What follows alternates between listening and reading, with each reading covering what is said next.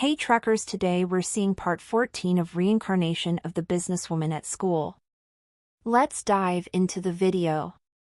In fact, Qin Haoxing wanted to help Gu Ning in the beginning, but he wasn't sure whether he should tell them the truth about Gu Ning. Even though he believed Gu Ning, others might not without proof. Hearing that, people who didn't know about it were all shocked. A highly valuable antique that was worth at least 5 million yuan? This young girl is that rich? Everyone had the same questions in mind. I met Girl Gu once at the antique street, and she picked up an antique plate which is worth 1.5 million yuan. She can't be poor. Gu Changjiang opened his mouth too.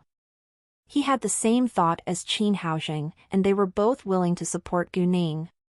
Everyone was quite surprised looking at Gu Ning. Although Qin Haoxing and Gu Changjiang stood with Gu Ning, some still didn't believe that Gu Ning was willing to send a birthday gift which cost hundreds of thousand yuan to a young girl. Before Mrs. Hao could join the argument, Gu Ning opened her mouth first. "It seems like I have to tell you the reason why I'm so rich," Gu Ning teased. She stared straight into Jean Kerson's eyes and said with seriousness, "Jean Kerson, you want to know my family background? I'm telling you now. Jade Beauty Jewelry is my brand." "What?" Hearing that, Jean Kerson panicked and couldn't believe her ears. "It's impossible." Jean Kerson refused to believe that Jade Beauty Jewelry was owned by Gu Ning. Su Anya and the other guests were also surprised. "What brand?" someone who didn't hear asked with curiosity. "Gu Ning, do you mean that you're the real boss of Jade Beauty Jewelry?" Su Anya asked with uncertainty because it was so shocking. "What?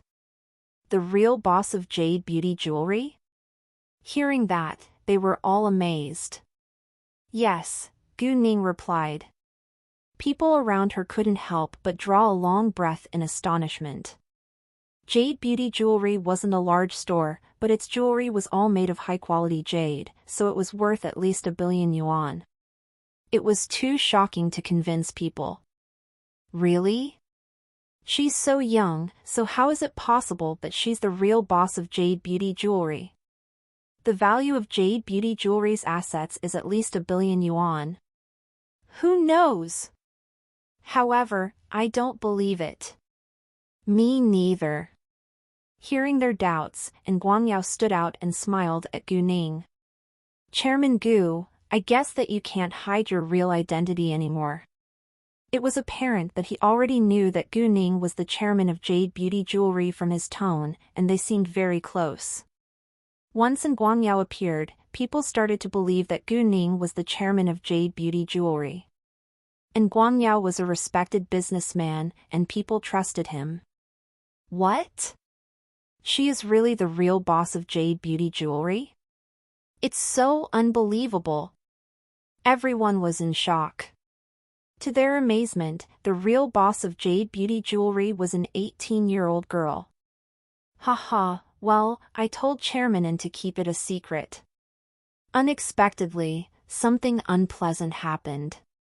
"I think it's not wise to keep it a secret any longer. Otherwise, my reputation could be ruined," Gu Ning said resignedly. Hearing that, people all looked at Jean Kerson with disdain, because she was the source of the gossip. No, it's impossible." Jean Kerson still refused to face reality. "Wow, Miss Gu, you're the real boss of Jade Beauty Jewelry. You're indeed a promising young girl," Yuan Jisong exclaimed. "Exactly. It's so shocking," Su Jinhao said. "Jesus. Gu Ning, you're so awesome." Su Anya, of course, believed Gu Ning, and she was more than shocked now. "Gu Ning, you've hidden it for so long." And Qian rounded her eyes in shock. Join our Discord server to chat with fellow readers. https://discord.gg/6vfcq@. No wonder your mother was willing to use jade pendants from Jade Beauty Jewelry as the prizes for the annual event in her beauty salon. Mrs. Hao said with surprise. Newest tirais at n/vel/b/i/n.co. Hearing the word beauty salon, they understood that Gu Ning's family also had a beauty salon. However, it wasn't shocking now that they already found out that Gu Ning was the chairman of Jade Beauty Jewelry. No matter how big the beauty salon was, it couldn't compare with a jewelry store. Yes, otherwise I wouldn't have used such expensive jewelry as the prize in a small business event, Gu Ning said. Afterward, people around Gu Ning all went forward to shake hands with her. Jade Beauty Jewelry was a newly built brand, but it was already so popular within a short time, which proved Gu Ning's outstanding business ability. Besides, they admired the fact that the brand founder was only 18 years old even more. This young girl would be very successful in the future. People were already really impressed after hearing that Gu Ning owned a jewelry store. If they found out that there were many other profitable companies under Gu Ning's name, they would be even more shocked. Although the value of Gu Ning's company's assets was merely billions of yuan at the moment, she was actually in possession of a lot more wealth than that, because she had many uncut jade raw materials which were worth a fortune too. Even so, Jade Beauty Jewelry was rich enough to be ranked 6th on the list of the richest in City F. However, Jade Beauty Jewelry was located in City G, so it couldn't be ranked on the list of the richest of City F. Anyway, people still respected Gu Ning. However, Gu Ning didn't care about that at all. Her aim was the capital. She was going to build her business empire as well as take revenge there. Since Gu Ning's real identity was exposed, many rich ladies asked her whether she would open a branch in City F so that they didn't need to fly all the way to City G. Gu Ning would of course do that, but not right now, because she was occupied with her business in the capital. Nevertheless, she was going to settle a branch in City F this year. Seeing Gu Ning being so at ease when she was socializing with other successful businessmen, people were all impressed. She didn't seem like a teenager at all from her mature manner. Gu Ning's friends were so proud of her and looked to Jean Curson with obvious dislike. Chu Pei Han even said acidly, "So? How do you feel now? Don't ever think that you can deceive us, and you're hardly comparable to our boss. If it hadn't been for my boss, I would have already beaten you down on the floor." After that, they ignored Jean Curson, and other guests also stayed away from her. Jean Curson felt so embarrassed and just wanted to hide. Su Jinhao especially was dissatisfied at Jean Curson, but it wasn't a good time to criticize her. Jean Jingwei was also quite embarrassed. He gave Jean Curson a sharp look and almost wanted to slap her. "Why are you still here? Don't you think that it's humiliating enough? Get back to your room now." Jean Curson didn't think that it was her fault and felt aggrieved. She was so mad at Gu Ning and her friends but didn't dare to utter a word. Therefore, she quietly went back to her room. The party went on, but Gu Ning replaced Su Anya and became the focus. Su Anya didn't mind, neither did her family. "I always have the feeling that our boss is even more awesome than we think," Haoran said seriously. "Me too. Although it's so unbelievable, I also have the same feeling," Qin Zixuan said. "Why don't we ask her?" Chu Pei Han proposed. "We can. However, if boss isn't willing to tell us, we can't force her, because she must be doing it for a reason," Muku said. Everyone agreed. Although they were curious, they wouldn't force Gu Ning to tell them everything. Gu Ning wasn't left alone until she had socialized with different socialites for a long time. Haoran and the others immediately came to her and asked, "Boss, do you have more companies than just Jade Beauty Jewelry?" "Yes, but I can't tell you right now. You'll know about it when it's right the time," Gu Ning replied. Since Gu Ning wasn't willing to tell them now, they didn't ask further, but they were all surprised that Gu Ning owned so many companies. "Oh, Anya, don't you have an older brother? Why haven't we seen him yet?" Haoran suddenly asked. At the mention of her older brother, Su Anya seemed a little displeased and complained. He left in a hurry a few days ago. He is majoring in finance but is an archaeology addict. If it hadn't been for my father, he would have majored in archaeology. However, he still chose archaeology as his elective course, and he spends most of his free time with his friends who major in archaeology. His tutor called him saying they found an ancient grave somewhere, so he went to meet them without delay. Archaeology? Where? Gu Ning was interested. Su Anya thought for a while, and said, I think it's a small village in City B, but they haven't found the exact location yet. Some people picked antiques out of the river, so they believe that there is an ancient grave. Those antiques might have been left by gravediggers. Gu Ning suddenly had an idea in her mind. She decided to visit the village in City B. She now had an antique store, so she naturally needed more antiques. However, before she left for City B, Gu Ning had to go to City G first. The Spring Festival was almost over, and the government would open tomorrow, so she needed to settle the Hongyun Group's properties beforehand. When it was about 8 p.m., guests started to leave, but Gu Ning stayed. When the party came to an end, all the other guests began to leave, but Gu Ning still stayed, because she was worried about Su Shenhao, who was affected by Yin, and because of her premonition. Although everything looked fine now, she didn't feel relaxed. Oh, please wait here. I have something to give you, Su Anya said and turned to run upstairs.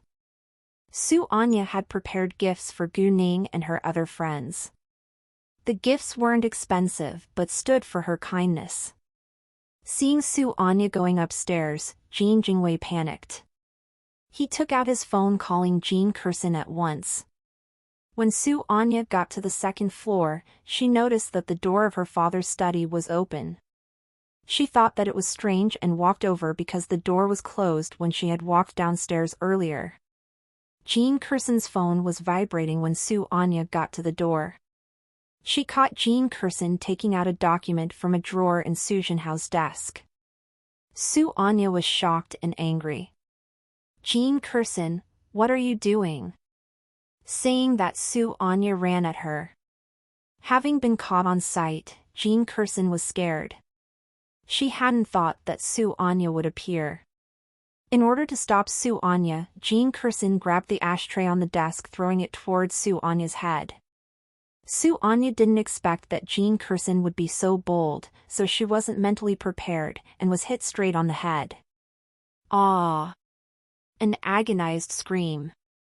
There was music in the hall, and people were busy talking with one another, so none of them noticed the scream, except Gu Ning. She recognized that it was Su Anya's voice and quickly went upstairs without hesitation. At the same time, she used her jade eyes to see what was going on. On the second floor, Jean Curson escaped from Su Shenhao's study in panic, while Su Anya was lying on the floor with her head bleeding. Gu Ning ran faster. It seemed that this was the reason why she felt anxious tonight. Jean Curson wouldn't answer the call, and Gu Ning went upstairs. Jean Jingwei felt more nervous now. He was afraid that Gu Ning and Su Anya would find out about his scheme, but he couldn't follow to stop Gu Ning. Otherwise, it would arouse a lot more attention, so he had to wait in the hall in anxiety. Visit novelbin.c.m for updates. What is boss doing? Hao Ran asked with doubt. Shall we follow? Chu Peihan said. It's Anya's home, and we can't walk around casually.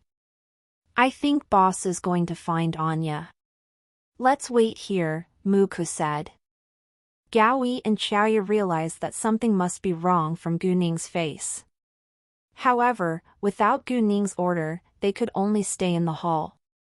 Other guests noticed Gu Ning walking to the second floor in a hurry, but they all believed that Su Anya told her to come upstairs. The moment that Gu Ning was on the second floor, she ran into Jean Curson. Before Jean Curson could react, Gu Ning kicked her in her stomach. Jean Curson screamed in pain and hit the wall before she slid down to the ground. After that, Gu Ning immediately went into the study to check on Su Anya's condition. Su Anya had already fainted, so Gu Ning used her magic power to stop her wound from bleeding. Jean Curson understood that her family would be involved if others found out that she had injured Su Anya and secretly slid into Su Jinhao's study. Therefore, she decided to make Gu Ning her scapegoat. Jean Curson tolerated the severe pain and crawled to the stairs. Help! Gu Ning killed Anya. Help! All the people in the hall stopped talking all of a sudden, looking towards the second floor with horror. Gu Ning killed Su Anya? Nobody believed it, and only Jean Jingwei knew what had happened. It was obvious that Jean Curson was exposed and had attacked Su Anya. What did you say? Su Jinhao was shocked. Jean Curson, are you insane? Hao Ran was furious. Jean Curson ignored him and added, Gu Ning killed Anya and injured me. There is so much blood on the floor.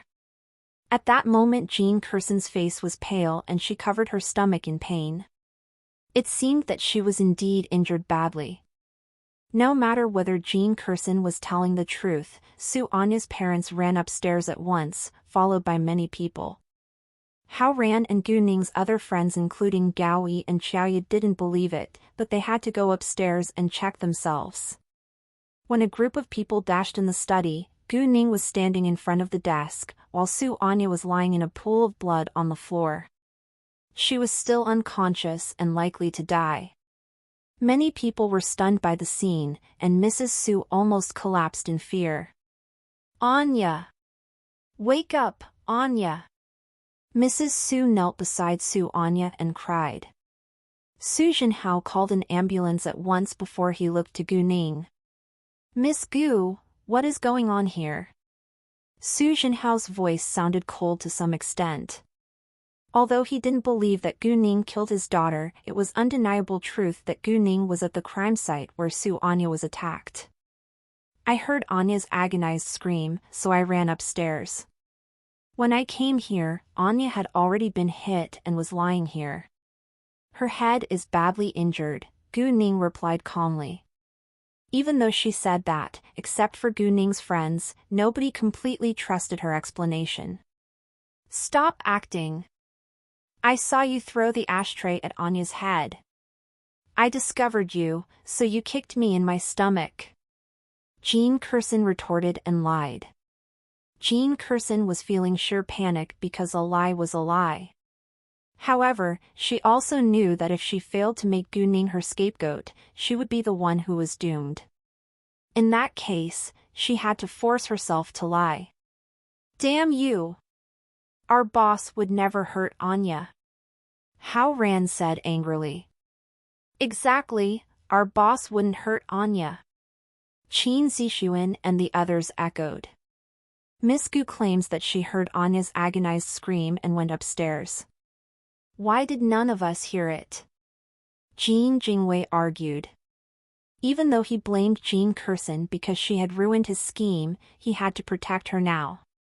Hearing that, many people agreed. They hadn't heard anything strange. Because I have acute hearing, Gu Ning said calmly as usual. Well, that's what you say, but no one believes it, Jean Jingwei said. Exactly. Some agreed with Jean Jingwei. Gu Ning glanced through the crowd coldly and said, well, why do you all choose to believe Jean Curson's words instead of mine?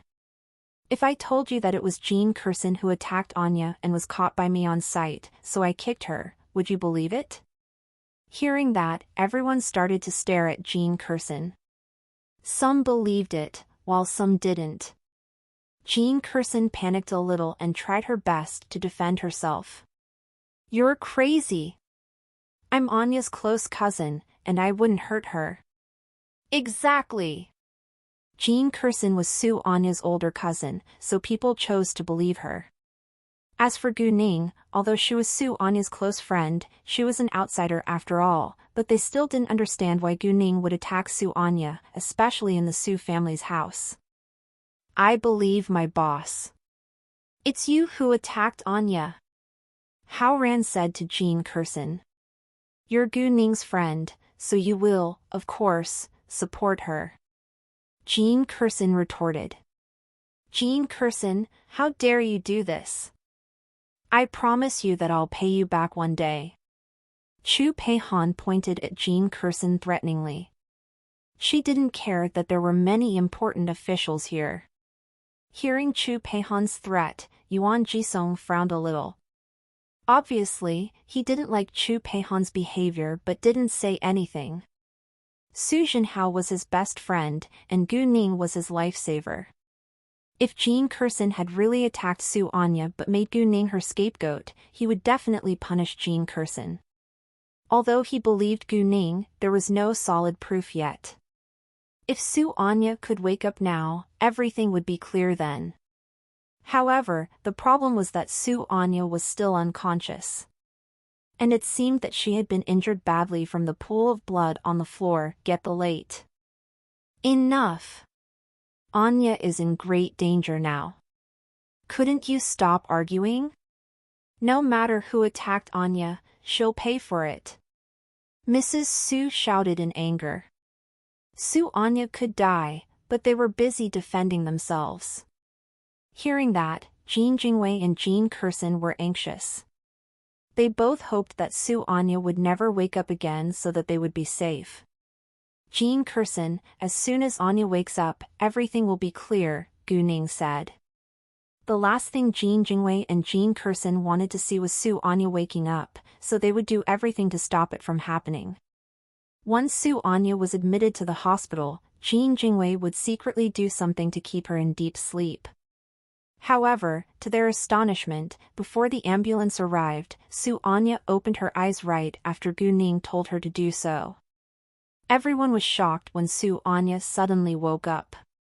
Jean Curson and Jean Jingwei were also terrified. Anya, are you all right? Mrs. Su smiled tearfully. Anya? Su Jinhao was both excited and surprised. In fact, Gu Ning had rescued Su Anya the moment she came inside. And she told Su Anya to pretend to be unconscious to trap Jean Curson.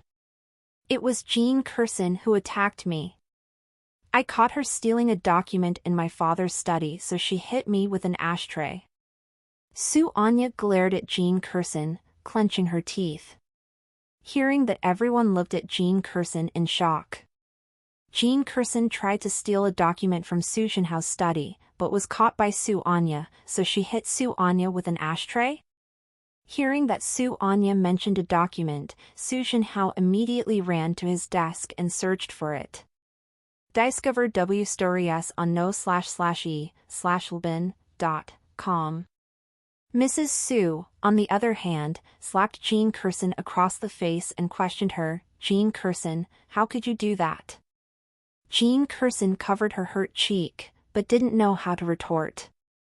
Su Anya had already woken up, and she had no excuse to defend herself. Jean Jingwei also didn't dare to help Jean Curson, because he was in big trouble too. Jean Curson, you dared to slander Gu Ning, so I'll punch you down to the floor. Chu Peihan ran to Jean Curson and punched her without hesitation. Jean Curson was heavily hit again and screamed in pain. Everyone around them was struck dumb because they didn't expect that Chu Peihan would really hit Jean Curson. And it was obvious that Chu Peihan had been trained. Stop it! Stop! Jean Jingwei shouted and wanted to stop Chu Peihan.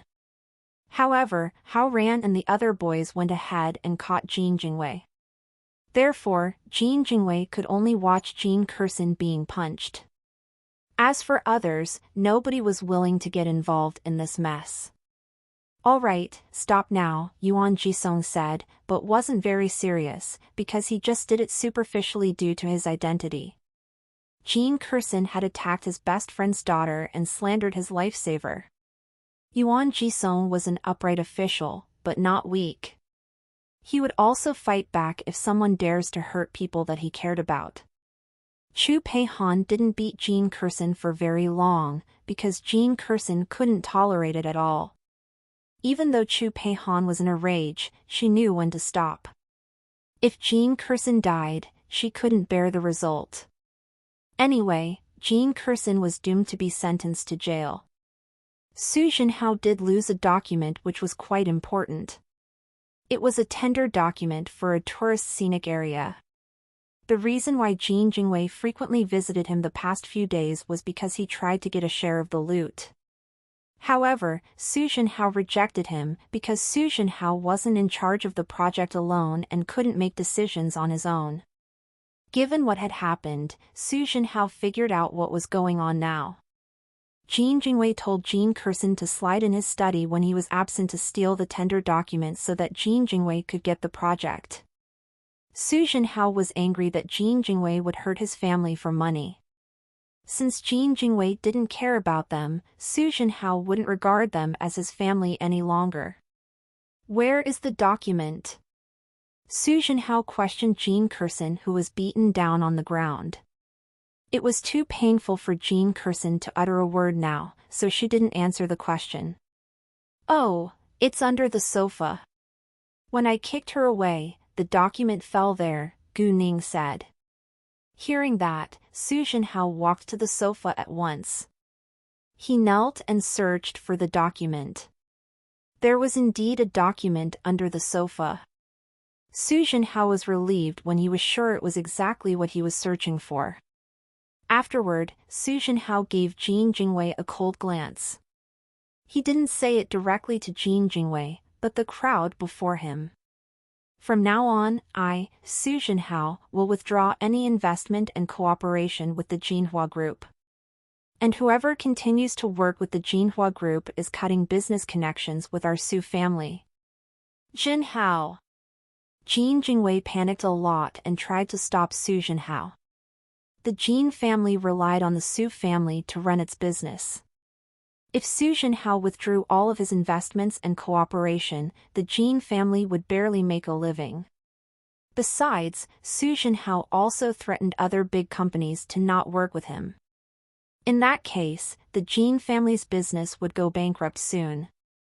Don't call my name. As of this minute, you're no longer my family. And the Jin family is banned from entering this house. Su Jinhao said icily. Then he added, the police will deal with Jean Curson. Jin Jingwei opened his mouth but didn't know what to say. It was too late to regret it. Oh, Gu Ning, what is the medicine that you just gave me? I stopped bleeding within seconds and my wound doesn't ache anymore, Su Anya asked curiously. When Su Anya had woken up, Gu Ning had given her a special medicine which stopped her wound from bleeding and aching. Hearing that, everyone was surprised. Gu Ning really was a young girl full of surprises. Well, it's a special medicine with great effects. And it can cure most diseases. If the disease isn't severe, a pill is enough. If it's severe, several pills will help, Gu Ning said. If it's a rare disease, I'm not sure whether it can be cured completely, but it can at least be improved. Previously, a patient who had heart disease took 5 pills of this medicine, and his heart disease was cured afterward. He's healthy and energetic now. Gu Ning was advertising her medicine. Hearing that, everyone rounded their eyes in shock. Nobody could believe it because it sounded so unusual. However, Su Anya was a great example. Her wounds stopped bleeding or aching after she had taken Gu Ning's medicine. Meanwhile, some also thought that maybe Su Anya wasn't badly injured at all and Gu Ning's medicine accidentally rescued her. Miss Gu, I really don't know how to thank you enough. You're a lifesaver of our Su family. Su Jinhao thanked Gu Ning with sincerity. Gu Ning replied, Uncle Su, please don't say that. Anya's my close friend. Miss Gu, is your medicine really that effective? Someone asked. Well, I understand that it's hard for you to believe it, even though Anya is a great example. However, no matter whether you believe it or not, this special medicine is worth a fortune, so it depends on me whether I want to sell it, Gu Ning said proudly. She didn't care whether people trusted her. Instead, she knew that people would be eager to buy it once they found out about its effects. "Miss Gu, can your medicine be effective against muscular dystrophy?" a middle-aged man asked with hope. He was Lan Yubin, the chairman of Lan to Travel Agency, which was the leading tourism company in City F. Although Lan Yubin wasn't on the rich list, his company had hundreds of millions of yuan in assets. Lan Yubin's son had been affected by a rare disease 4 years ago, and the muscles of his right calf became weaker over time. He couldn't walk and sat in a wheelchair all day. Although medical science had developed a lot, rare diseases were still hard to cure. "If you believe me, then yes it can," Gu Ning said. "Well, can you sell some to me?" Lan Yubin was excited. He was willing to trust Gu Ning and seize every chance to cure his son. "Sure, but I'm not certain that you're willing to pay its price," Gu Ning said. "Of course I'm willing to," Lan Yubin said without hesitation. As long as the medicine could cure his son, he was willing to pay a fortune for it. "You didn't even bother to ask its price. The patient must be very important to you. I appreciate your generosity, and I'm not mean either. Each pill costs 1,000,000 yuan. Don't worry, if the medicine isn't 80% effective, you don't need to pay a cent. Also, I need to see the patient in person to decide how many pills it needs to cure the disease," Gu Ning said. Hearing that, everyone was greatly surprised. 1,000,000 yuan a pill? The medicine did cost a fortune. However, what surprised them more was the fact that the medicine would be free if it wasn't 80% effective. Did Gu Ning say that because she was afraid that her medicine wasn't effective enough, or was she so confident that her medicine could cure the disease? Everyone had doubts in their minds. "No problem, Miss Gu, when are you free?" Lan Yubin didn't think the price was too high. Instead, he couldn't wait to invite Gu Ning to visit his son. "I'll be busy tomorrow. So if it's convenient, we can go to see the patient now." Gu Ning was leaving for City G tomorrow, so she could only deal with it tonight. Luckily, it wasn't late and was only 8 p.m. Sure. That was exactly the answer that Lan Yubin wanted to hear. Most up-to-date NVELs are published on n0velgen.co/m. At this time, the ambulance arrived. Gu Ning said, "Although Anya's wound isn't bleeding now, I think that she should still go to the hospital and have it looked at."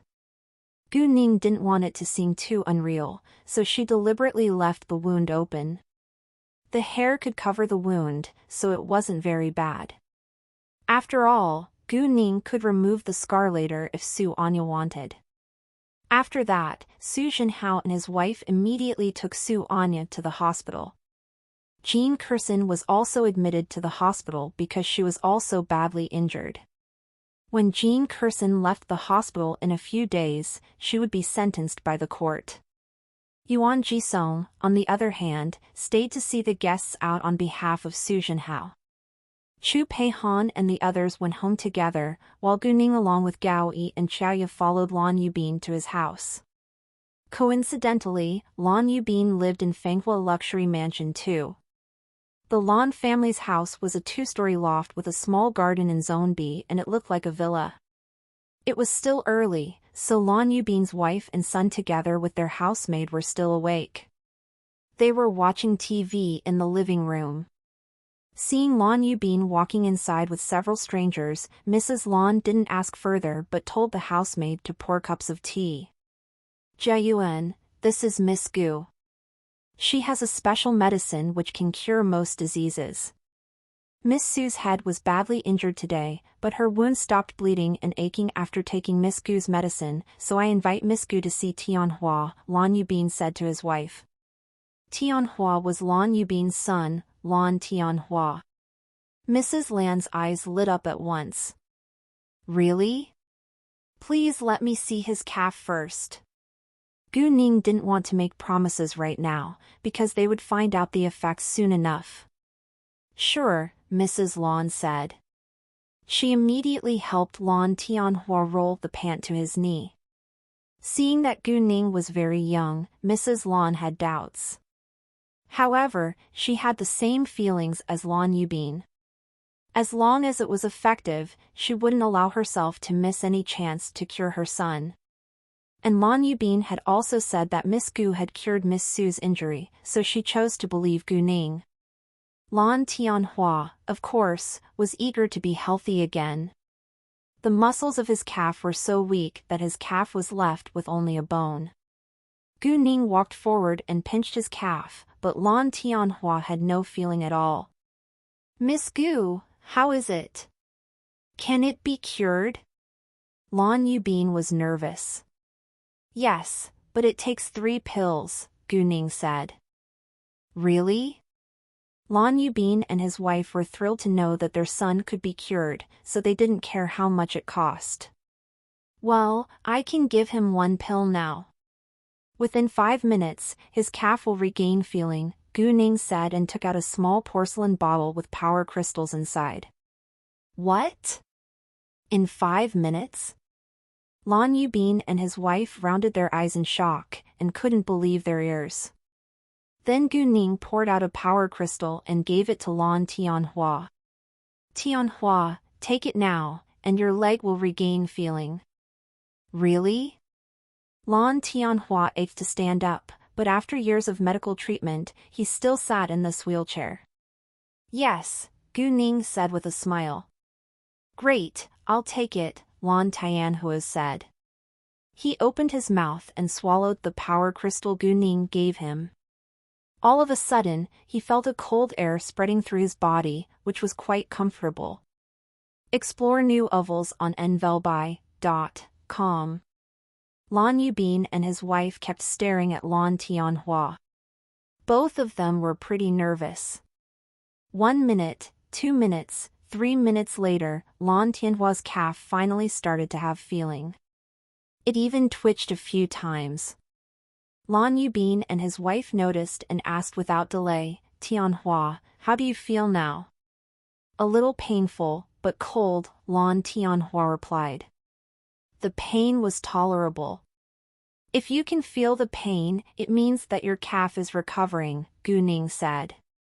It took time for Lan Tianhua's calf to get back to normal, so it was natural that it would be painful. Hearing that, Lan Yubin and his wife cried in happiness. Gu Ning gave the porcelain bottle to Lan Yubin and said, "There are another 2 pills in it. Take a pill every 3 days, and its effect will be increasingly obvious. After taking the 3 pills, he's likely to walk. However, during the period, his calf must be massaged every day so that it'll recover faster." Lan Yubin took the porcelain bottle. His hands were trembling in excitement, but he held it tightly in his hands because these pills could cure his son. "Thank you so much, Miss Gu," Lan Yubin said. 3 pills cost 3 million yuan. Lan Yubin took out a check and wrote the amount down. He gave the check to Gu Ning, and Gu Ning gave it to Gao Yi. After that, Gu Ning left the Lan family's house. Gu Ning told Gao Yi to redeem the check tomorrow. Gu Ning didn't like checks and preferred cash. Gao Yi and Xiaoya also needed to pack up for tomorrow's flight to City G. Gao Yi and Xiaoya were Gu Ning's reliable assistants now. Qin Haoxing went back to his home and seemed in a bad mood. Mrs. Qin was worried about him, and Qin Haoxing told her what had happened in the Su family today. It wasn't a secret anymore since there were so many socialites at the party. When Mrs. Qin found out that Gu Ning was the real boss of Jade Beauty Jewelry, she was quite amazed, but she wouldn't doubt her husband's words. As for how Gu Ning had rescued Su Aya with her special medicine, Mrs. Qin also thought it was too incredible. "Wow, Gu Ning is so amazing. She has 1 billion yuan of wealth at such a young age," Mrs. Qin said. "Indeed. I think that Yifan is right. Although Gu Ning can't compare with us now, she could soon be richer than any of the other super-rich families in City F," Qin Haoxing said. "Well, unfortunately, Gu Ning doesn't have feelings towards Yifan. In the beginning, Mrs. Qin didn't want Qin Yifan to date an ordinary girl, but now she found out that Gu Ning wasn't simple at all. She felt that it was a shame that Gu Ning had rejected Qin Yifan. Qin Yifan was standing at the stairs and heard his parents' conversation. He wasn't very shocked when he heard that Gu Ning was the real boss of Jade Beauty Jewelry because he had always had the same idea in his mind. However, he was astonished by the fact that Gu Ning had rescued Su Anya. Although he knew that Gu Ning wasn't simple, she did surprise him again and again. However, he was attracted to Gu Ning not because she had so many unbelievable skills, but because of her personality. During this time, Qin Yifan had recovered a lot from Gu Ning's rejection. Although it was still painful to think about Gu Ning, he had already given up.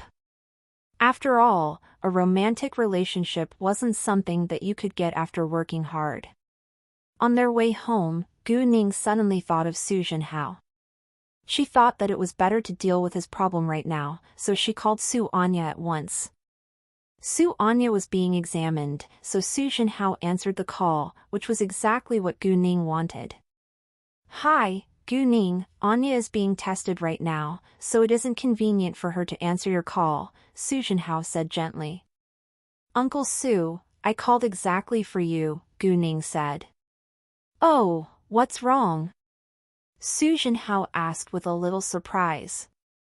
He thought that Gu Ning might need his help.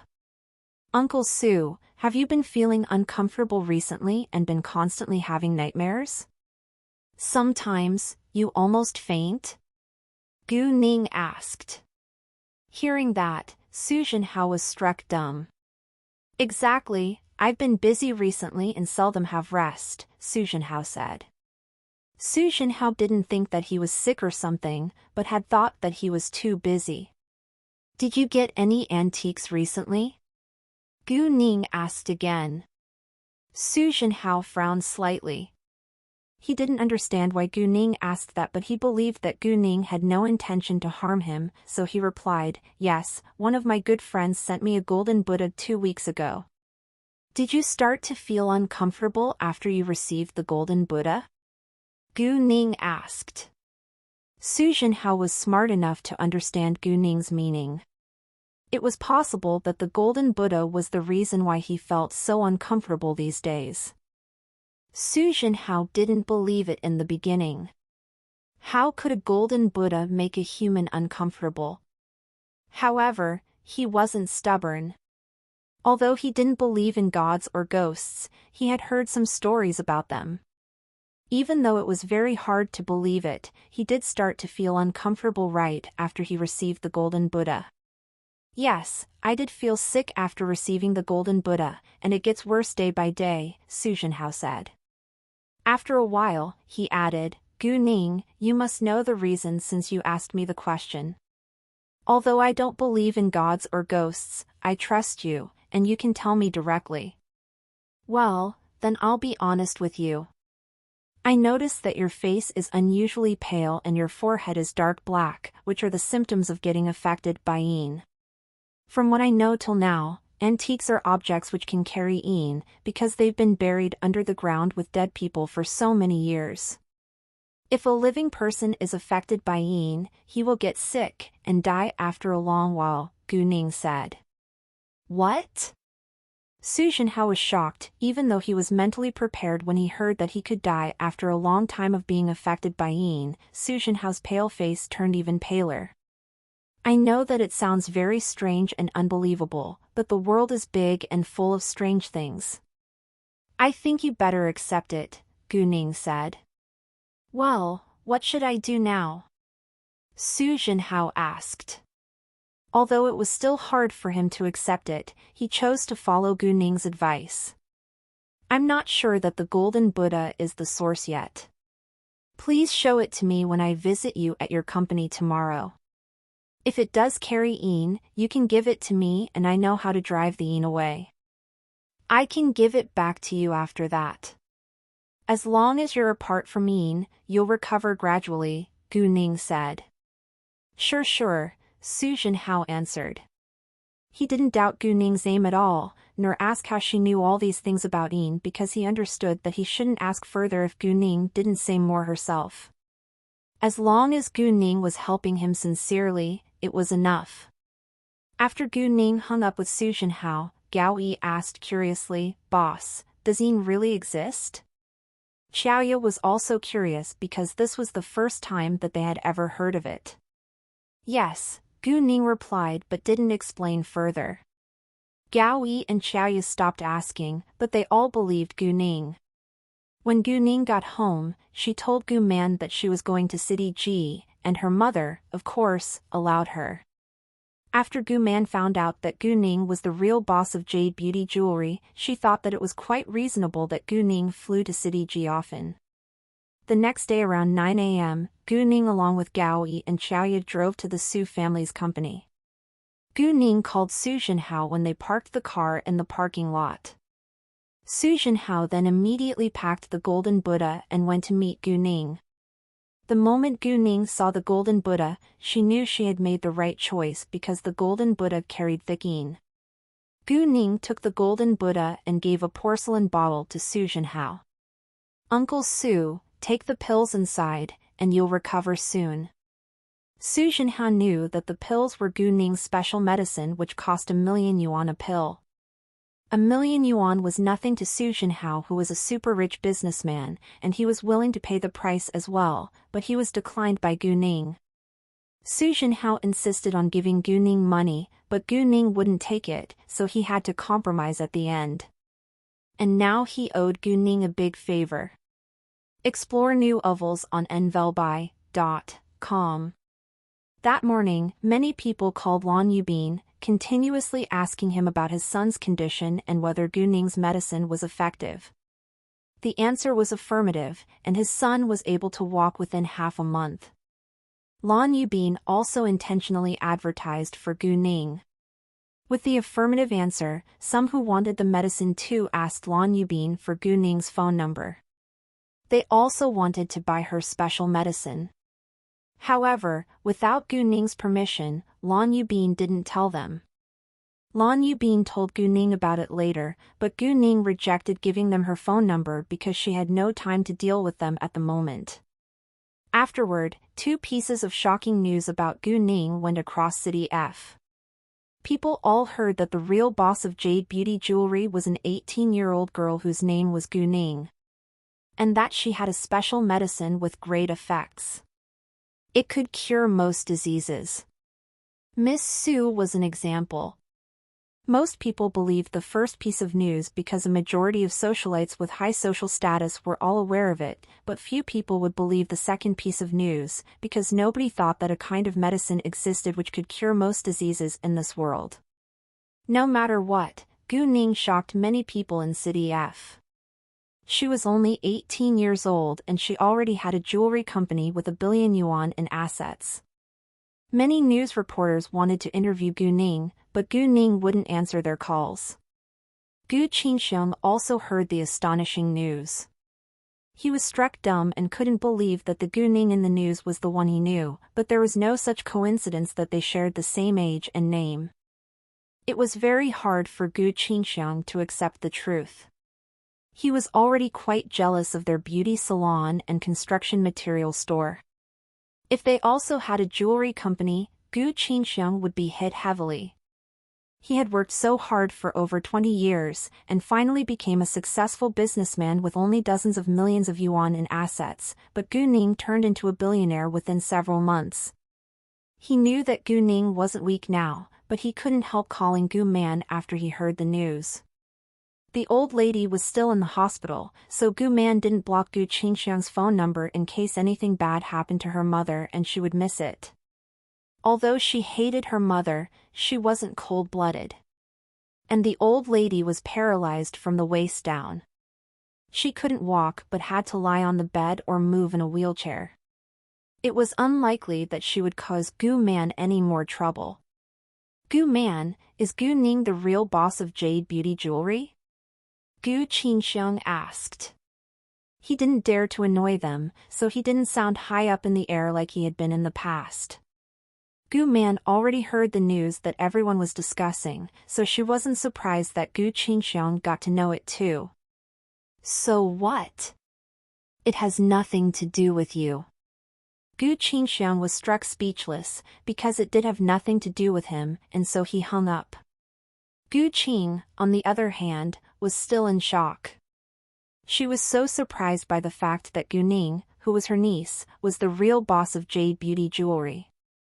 Qin Jing, Chen Xiao, Xiao Feifei, Lin Li Juan, and Gu Xiaoxiao also heard the news, and nobody was more astonished than them. Read the latest stories novilbin.com. How is it possible? Lin Li Juan refused to believe that it was true. No, it must not the Gu Ning that we know. She's too poor to run a jewelry store. Gu Xiaoxiao said. As for those discussions, Gu Ning didn't care at all, because she had already arrived at City G. It was 12:30 p.m. when they landed at the airport in City G. Once she got off the plane, she turned on her phone and surprisingly found tons of unknown calls and messages. After reading them, Gu Ning understood that the news reporters were eager to find and interview her. Nevertheless, she was occupied now. In case they would call her again, she sent messages back to them saying that she wasn't in City F and couldn't receive interviews. Those news reporters immediately asked when she would be back, but Gu Ning ignored them again. After that, she took a taxi to downtown for lunch. Gu Ning had contacted Yan Jinglin before she came to City G, so Yan Jinglin's group was already waiting for her in the hotel. Gu Ning had also given a document in which she wrote down all the properties of Hongyun Group that she planned to acquire to Yan Jinglin so that she would know their price when she arrived. The market price was 2.5 billion yuan, but the price that Gu Ning was offered was only 1.3 billion yuan, which was 700 million yuan less than her anticipation. It was a huge discount indeed, and it was the most Yan Jinglin could offer her. And the reason why Gu Ning could get the price was because she had contributed a lot in the case against the Hongyun Group. After the meal, Yan Jinglin took Gu Ning to finish the legal procedures in person. Before long, it was settled. After that, Gu Ning told Gao Yi and Xiaoya to give the information to Guangyao. They would assist in Guangyao in dealing with things.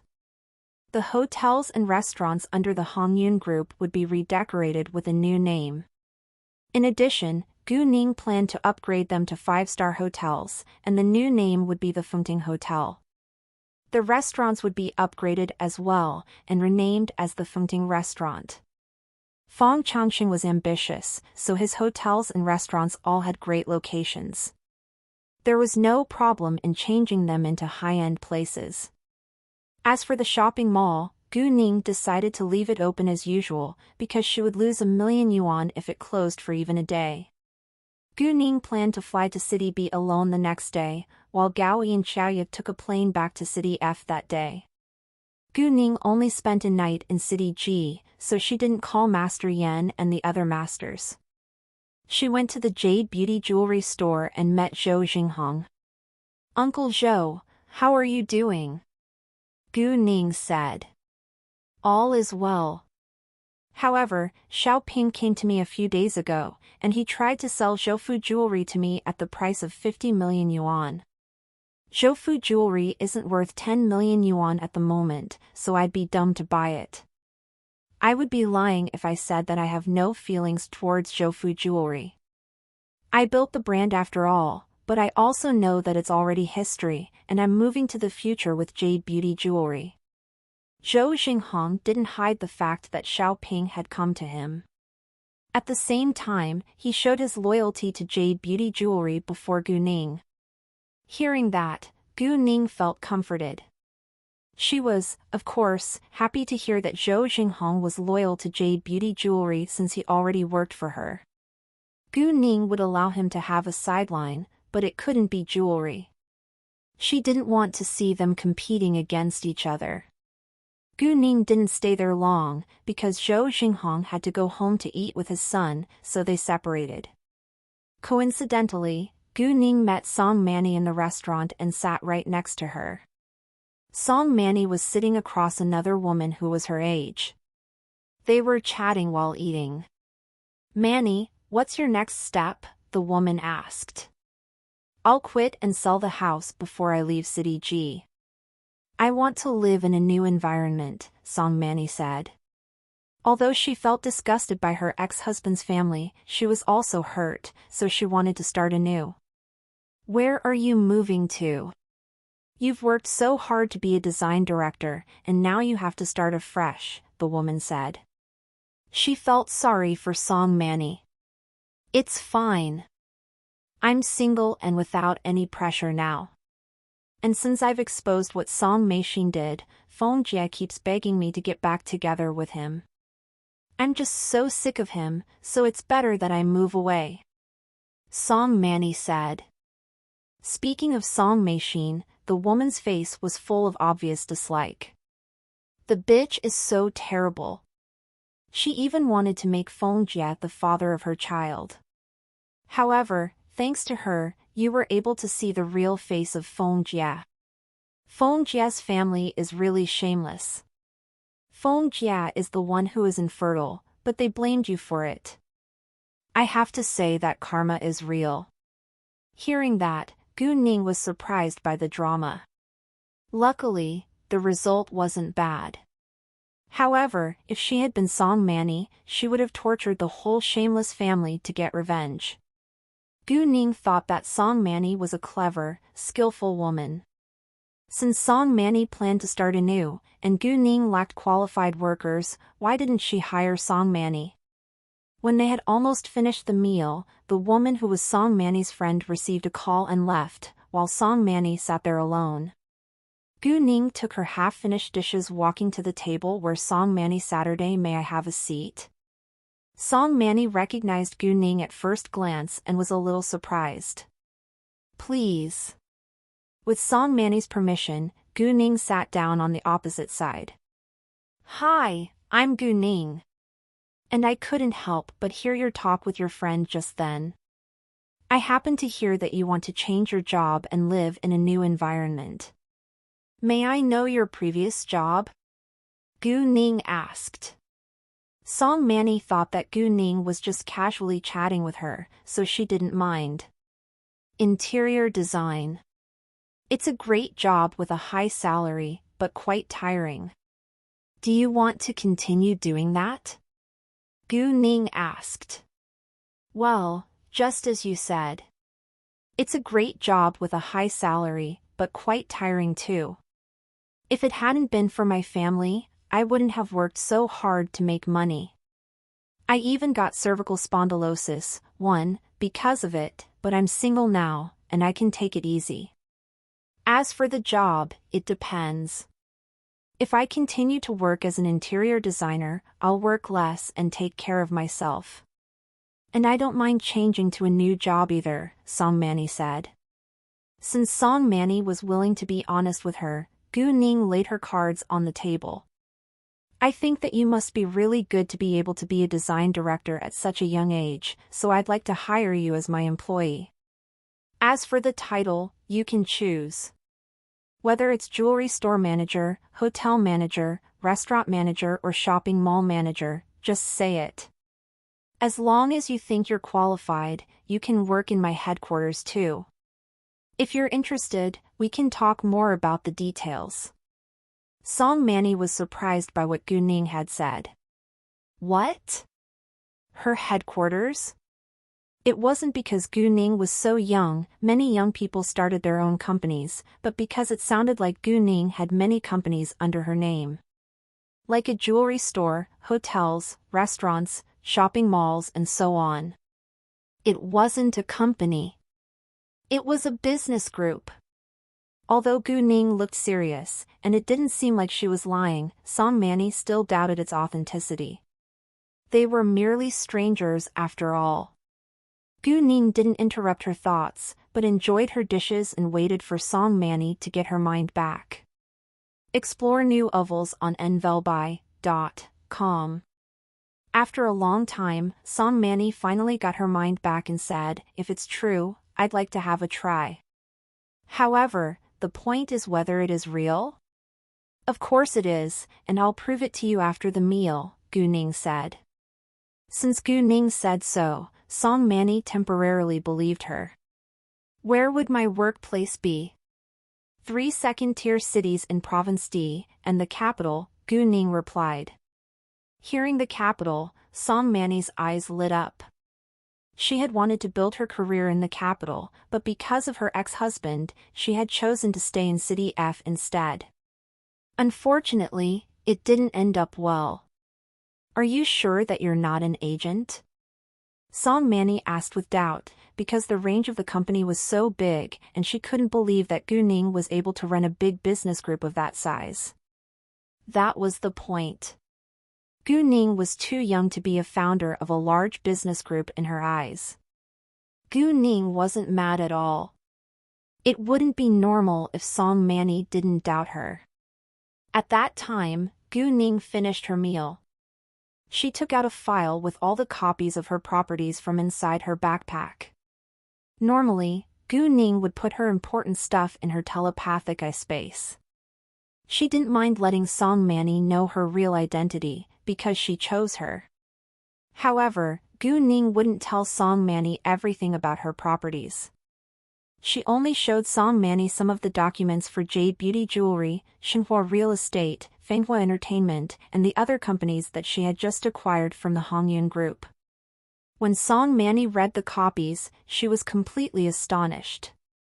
Wow, Song Manny looked at Gu Ning with amazement after reading, but couldn't say anything. This young girl is so unbelievable. She's the real boss of Jade Beauty Jewelry and Xinhua Real Estate, and she just acquired many properties from the Hongyun Group. Song Manny hadn't heard of Fenghua Entertainment yet, because it was a newly established company, so she wasn't very interested. However, she did know Xinhua Real Estate. The company had almost gone bankrupt but had been bought by a mysterious person. Unexpectedly, the mysterious person was this young girl right before her eyes. She also knew about Jade Beauty Jewelry, which had just caused a big sensation in City F, and was the most popular brand in the jewelry industry now. Gu Ning had really astonished Song Manny. Although the documents could be forged, Song Manny chose to believe Gu Ning. 1. Cervical spondylosis is the general term for age-related wear and tear affecting the spinal discs in your neck. If you still don't believe me, you can check at the Bureau of Industry and Commerce, Gu Ning said, although she knew that Song Manny would trust her. Song Manny inhaled deeply before she said, I'm really surprised that you're able to achieve so much at such a young age. I do admire you and I'm willing to work for you, but I prefer the capital to province. D. The headquarters are in the capital, but it's still being decorated. There will be many departments like human resources, finance and so forth. We lack staff working there now because it's newly built, so you can choose to be the manager of any department as long as you're able to do the job.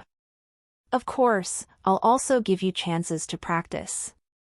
Other than the positions in the headquarters, I'm going to open branches of Fenghua Entertainment, Jade Beauty Jewelry, and Xinhua Real Estate too.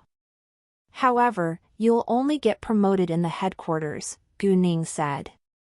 Explore new ovals on nvelbai.com. Although Gu Ning's business group was still young, Song Manny believed that it would be successful because Jade Beauty Jewelry and Xinhua Real Estate were great examples. Song Manny also believed that Gu Ning had the ability to build her business empire. I'll work in human resources at the headquarters. Song Manny chose HR because she was more familiar with that department and had worked in it before. Gu Ning immediately took out a contract and a pen from her backpack. She wrote on it and said, well, I'm not just saying it, and we can sign the labor contract now. Although the office building of our headquarters is still under decoration, we're badly in need of staff. If you're not busy right now, I hope that you can fly over and start to work right away. You'll be paid 20,000 yuan a month without accommodation. Don't worry about the salary, it can be increased in the future and you'll get a bonus too. As for the monthly salary, Song Manny was surprised, not because it was low, but because it was higher than she had thought. She had just started, and 20,000 yuan was quite a lot compared to her peers. Even in the capital, which was the most advanced city in this country, 20,000 yuan a month was high. Moreover, her salary could increase in the future and she would get a bonus too. Facing such appealing conditions, Song Manny had no complaints. As for the accommodation, Song Manny didn't worry about it at all. Her house was worth 2 million yuan in City G and she planned to sell it as soon as possible. 2 million was enough for her to buy a single apartment in the capital. She just got divorced and had no plan to marry again in the short term. And if she was going to enter a second marriage, she would definitely marry a man with a house, because she had learned her lesson from her last marriage. Gu Ning signed her name on the contract and handed it to Song Manny. There was nothing serious for Song Manny to deal with in City G now. She had already handed in her resignation letter and could leave after 3 days. She had also put her house on sale. Although nobody called her yet, she wasn't worried, because she could rent an apartment in the capital for a short time. She had a savings of 10,000 yuan in her account too, which was enough to support her for a relatively long time. In addition, she would get the salary from her new job after a month. Therefore, she had enough money to live her life. Song Manny read the contract and signed her name. "I'm not mean. Although you're the manager of HR in my company, you can have a sideline in your free time," Gu Ning said. Song Manny's major was interior design, and Gu Ning would love to see her follow her interest. Maybe Song Manny would go back to working as an interior designer someday. No matter what, as long as Song Manny was still willing to work for her, Gu Ning wouldn't mind. Hearing that, Song Manny was surprised and appreciated Gu Ning's kindness. Interior design was her major, and she was unwilling to give it up. After signing the contract, Gu Ning said, "I'll make a call first." She called in Guang Yao and asked him when the decoration of the office building would start. And Guang Yao told her that it would begin tomorrow. The headquarters of their business group was under refurbishment, which was a large project, so Guang Yao cleared his schedule for it. Gu Ning then told Guang Yao that she had hired Song Manny, who would fly to the capital to assist him. Gu Ning didn't know much about decoration, so she asked Guang Yao what jobs Song Manny could do. After hearing that Song Manny's major was interior design, Guang Yao was excited. He had wanted to hire an interior designer to be in charge of the interior style of the office building, but he hadn't found a qualified designer yet. If Song Manny could come, it would solve a big problem. Song Manny was also excited after Gu Ning told her the news. Gu Ning told Song Manny to design her office first. They didn't separate until 8 p.m. After that, Gu Ning went straight back to clean water blue sky. She had been so busy these days, but once she had a break, she couldn't help missing Lin shouting. Having a boyfriend with a special identity and being unable to contact him whenever she wanted, Gu Ning felt resigned sometimes, but she loved him very much and would accept everything about him. The next day, Gu Ning arrived at the airport of City G around 8:30 a.m. However, when she had just entered the lounge, she received Zhou Xinghong's call. Zhou Xinghong said that his son had been kidnapped that morning by Xiaoping. Xiaoping asked for 10 million yuan, or he would kill Zhou Xinghong's son. What was worse, Zhou Xinghong only had half an hour left. Hearing that, Gu Ning was furious. She turned and walked out again. Zhou Xinghong was her staff. Since his family was in danger, there was no reason for her to stand aside. Xiaoping was digging a grave for himself. In fact, Xiaoping just wanted money, because he also knew that Jade Beauty Jewelry wasn't Zhou Xinghong's company. "Uncle Zhou, did Xiaoping tell you their location?" Gu Ning asked. No, Zhou Xinghong's voice was trembling. "Don't panic. I'll be right there," Gu Ning said before she hung up. She then immediately called Kay and told him Zhou Xinghong's address. Gu Ning ordered Kay to hack all the surveillance cameras around Zhou Xinghong's house. If he saw a young boy around 13 years old being kidnapped, he would track the direction that the boy was taken. Kay was an ace hacker, and he brought his computer everywhere with him. The minute he received Gu Ning's order, he acted. 15 minutes later, Kay sent the address where the boy was being kept to Gu Ning. It was an abandoned factory in the suburb which was owned by Xiaoping. To Gu Ning's surprise, Xiaoping had abducted Zhou Xinghong's son by himself. Gu Ning told the taxi driver to drive straight to the address and sent Zhou Xinghong a message on the way. Gu Ning, Uncle Zhou, I got someone to check the surveillance cameras, so I found where Xiaoping is now. Trust me, I'll bring your son back to you. 10 minutes later, Gu Ning arrived. However, she didn't tell the driver to stop the car near the abandoned factory. Instead, she got out at an apartment building 100 meters away.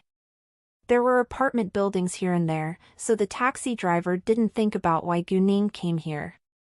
After leaving the taxi, Gu Ning didn't run to the abandoned factory at once. She used her jade eyes to check the surroundings first, in case Xiaoping would notice her and hurt Zhou Xinghong's son. However, she only had 3 minutes left. If Xiaoping didn't get the money within half an hour, it was likely that he would kill Zhou Xinghong's son.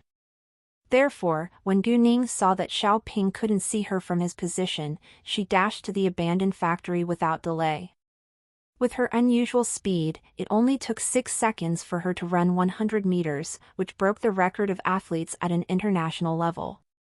In the abandoned factory, Zhou Xinghong's son, Zhou Huan, was on the ground.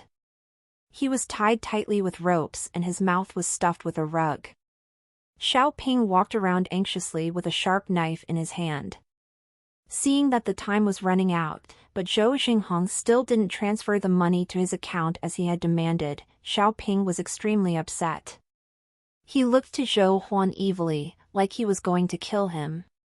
Well, it seems like your father won't be rescuing you. Zhou Huan was trembling in fear and despair on the ground, but he didn't believe that his father would abandon him. Xiaoping was the only kidnapper. Since Gu Ning had already arrived at the factory, she wasn't worried that there would be other men who would hurt Zhou Huan. And that being the case, she kicked the gate open with a loud sound and ran inside. Xiaoping was surprised. However, before he could react, he was heavily hit in the stomach and was kicked 3 meters away before he fell onto the ground. Under such an abrupt and violent attack, Xiaoping passed out before he could even moan in pain. Zhou Huan rounded his eyes in shock after watching the scene. Gu Ning came to Zhou Huan and unfastened the ropes. Zhou Huan, your father called me to rescue you. Gu Ning had heard what Xiaoping said to Zhou Huan, so she said that to comfort him. Hearing that, Zhou Huan burst into tears. Although he refused to believe that his father would abandon him, he had been terrified. After Gu Ning's explanation, he was relieved. His father would never abandon him but turned to a kung fu master for help. Indeed, in Zhou Huan's eyes, Gu Ning was a kung fu master. Gu Ning let Zhou Huan cry to release his fear, and called Zhou Xinghong at once. Zhou Xinghong heard the sound of Zhou Huan's crying on the phone and finally relaxed. He repeatedly thanked Gu Ning. He then asked Gu Ning where they were and said that he would come right away. Xiaoping was still lying on the ground, and it wasn't convenient for Gu Ning to leave here with Zhou Huan, so she told Zhou Xinghong the address. After that, Gu Ning called the police. And when the policeman heard that it was Gu Ning, he didn't dare to hesitate and sent policemen to help them without delay, including the captain of the criminal police force. Ever since their director had called in person and ordered them to release Gu Ning last time, her name was spread across the police station and none of the policemen dared to ignore her now. Zhou Xinghong arrived at almost the same time as the policeman. Gu Ning showed the captain the video in which Xiaoping had kidnapped Zhou Huan a few hours ago, and the captain arrested Xiaoping without further questions. After that, Zhou Xinghong went home with Zhou Huan, while Gu Ning went straight to the airport. Because of the accident, Gu Ning missed her plane, so she had to change her flight. Unexpectedly, she met a familiar man in the lounge after the change. The man was Li Zhenyu. Ever since Li Jinjin's death, the Li family was drowned in sadness, and Li Zhenyu looked exhausted. Seeing Gu Ning, Li Zhenyu wore an evil expression. Although Gu Ning had nothing to do with the death of Li Jinjin, Li Zhenyu just hated her so much. However, he wasn't in the mood to pick on Gu Ning now. Gu Ning just glanced at Li Zhenyu and ignored him. It was still early, so Gu Ning went to a nearby Western restaurant and ordered a cup of coffee. "Hi, Gu Ning!" All of a sudden, someone greeted her. Vist and Velben, CM for new updates. Gu Ning raised her head and noticed a tall, handsome man standing by her table. He was the boss of the cafe, Alan, that Bai Shuiyan admired from afar. "Alan, hi." Gu Ning smiled. "Would you mind if I had a seat here?" Alan asked politely. "Of course not, please," Gu Ning said. "Where are you heading to?" Alan asked. "City B, how about you?"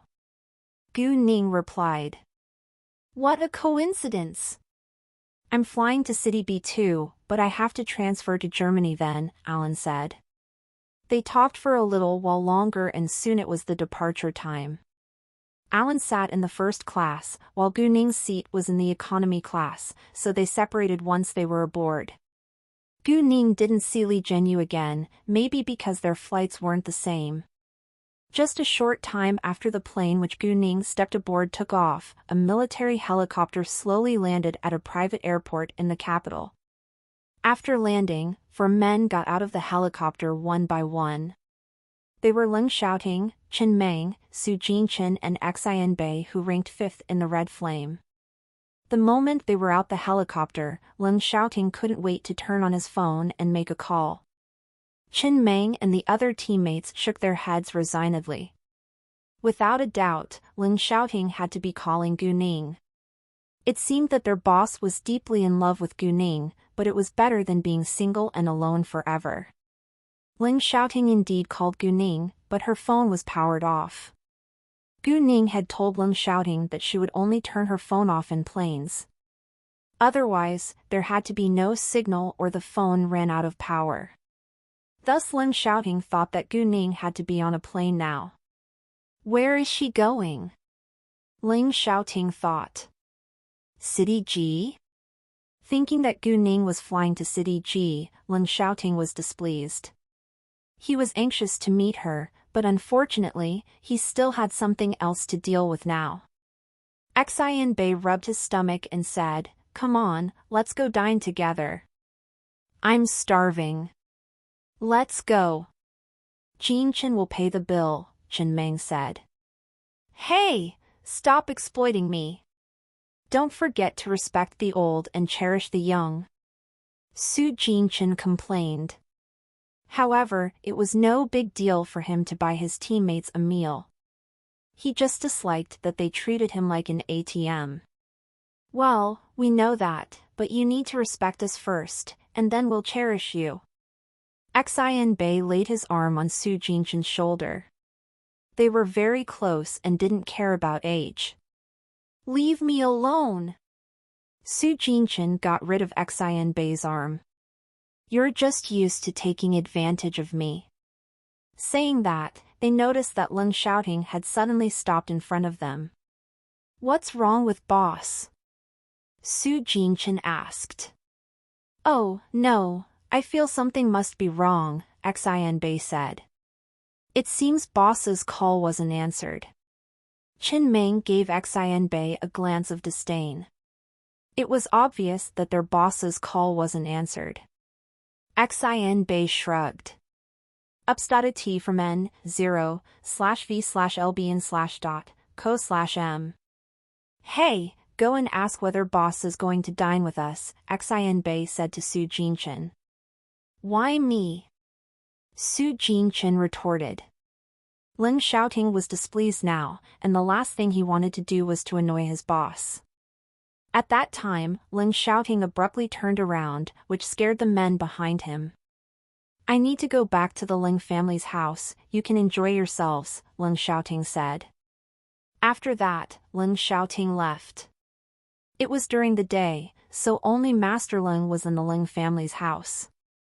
Ling Chengji was surprised to see Ling Xiaoting coming home and welcomed him in excitement. Master Ling, on the other hand, criticized him the moment Ling Xiaoting appeared. "Xiaoting, why didn't you tell me that your girlfriend was the girl who rescued Zhang's grandson?"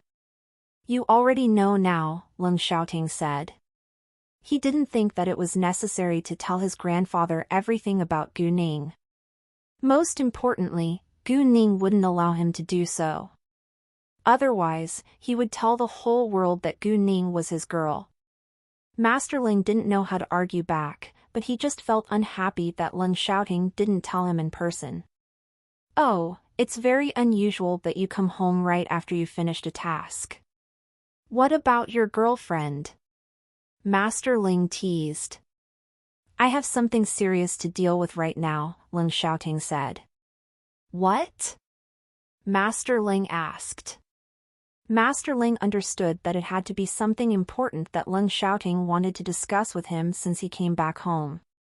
Master Ling and Ling Xiaoting were alone in the study, so Ling Xiaoting said it directly, "Grandpa, do you still remember Chen Chuin's older cousin, Chen Jinpeng, who was killed in a car accident 3 years ago? We stalked a drug dealer group in Burma this time." Unexpectedly, the person who makes deals with the group is precisely Chen Jinpeng, who changed his name to Long Tianhu. In order to not alert him, I didn't meet Chen Jinpeng in person. And as the later investigation shows, Chen Jinpeng is a senior manager of the Kirin gang. In that case, the car accident which happened 3 years ago was completely a plot, which helped Chen Jinpeng to cover his real identity. I don't know whether Shen Yanfeng is aware of it. I'm still investigating him. However, if he knows, it proves that the Shen family is much more ambitious than we thought. They always knew that the Shen family was ambitious, but didn't expect that they would be that ambitious and bold. In addition, the Shen family was close to the Ling family, so the Ling family hadn't doubted their behavior or conduct an investigation. What? Hearing that, Master Ling was quite shocked and was then furious. The Shen family was also involved in politics. And government officials hated to be connected with gangs. If a government official wasn't close to and didn't make deals with gangs, he would be safe. However, if a government official did illegal things with gangs, he was doomed in his political career and would be sentenced to jail. Since the Shen family was a relative of the Ling family, Master Ling wouldn't be happy to see them being involved with gangs. And he decided to take action after a clear investigation. If the Shen family hadn't done any illegal things with gangs yet, Master Ling would remind them to stay away from them, which was the most he could do. However, if the Shen family was involved in crimes, Master Ling definitely wouldn't defend them. Master Ling disliked gangs a lot. If he found out that his granddaughter-in-law-to-be was friends with the leader of the Qing gang, he would be astonished, but luckily, Gu Ning wasn't involved in any crimes with the Qing gang. I told you this so that you can be more cautious, but you don't need to get involved, Ling Xiaoting said. He understood that his grandfather helped the Shen family for the sake of his grandmother, but Master Ling was aged now. Ling Xiaoting didn't want him to be worried. And it was possible that the Shen family would hurt Master Ling if they found out that their dirty secret was exposed. Although there were ace bodyguards at Master Ling's sides, one could never be too careful. After the discussion with Master Ling, Ling Xiaoting left. Upstated T from N0/V/LB/.co/M. He took his phone out once he walked out of the Ling family's house, but there were no new messages or calls, which proved that Gu Ning didn't see his unanswered call yet. However, it had been a long time, and Gu Ning should have arrived at City G already. Maybe she isn't going to City G, but somewhere else. Ling Xiaoting thought. Thinking of that, Ling Xiaoting called Gu Ning again. Her phone was still turned off. After 3 hours of flying, the plane Gu Ning took finally landed at the international airport of City B. Gu Ning turned on her phone the moment she got off the plane. She noticed Ling Xiaoting's missed calls, and immediately called him back. Ling Xiaoting answered it within a second.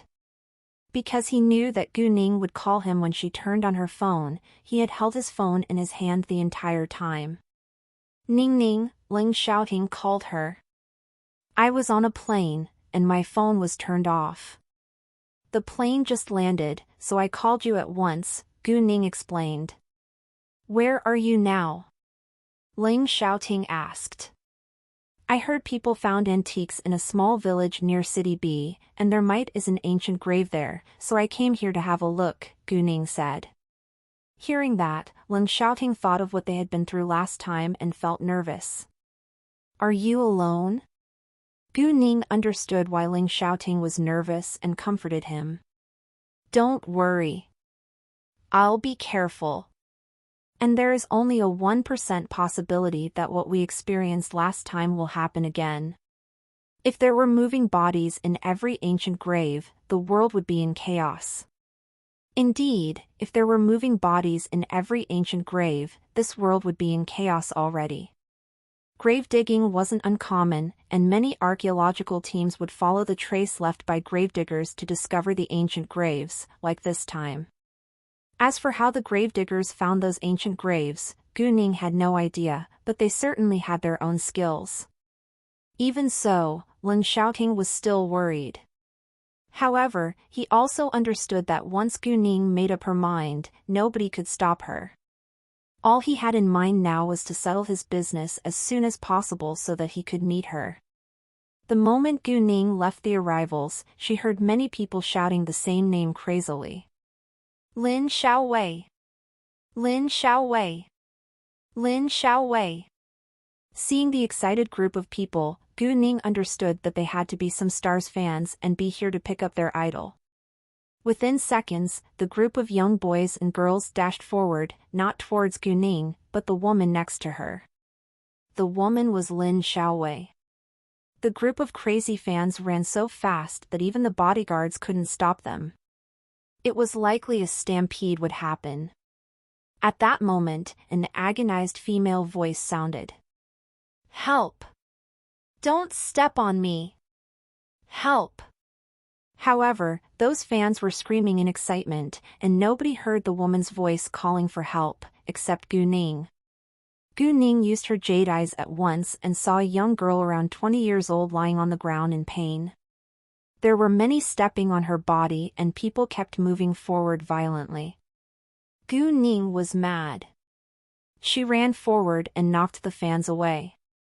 Although she limited her strength to not hurt them badly, the fans were still swearing at her. Luckily, the young girl wasn't far from Gu Ning, and Gu Ning soon came to rescue her from the people who stepped on her.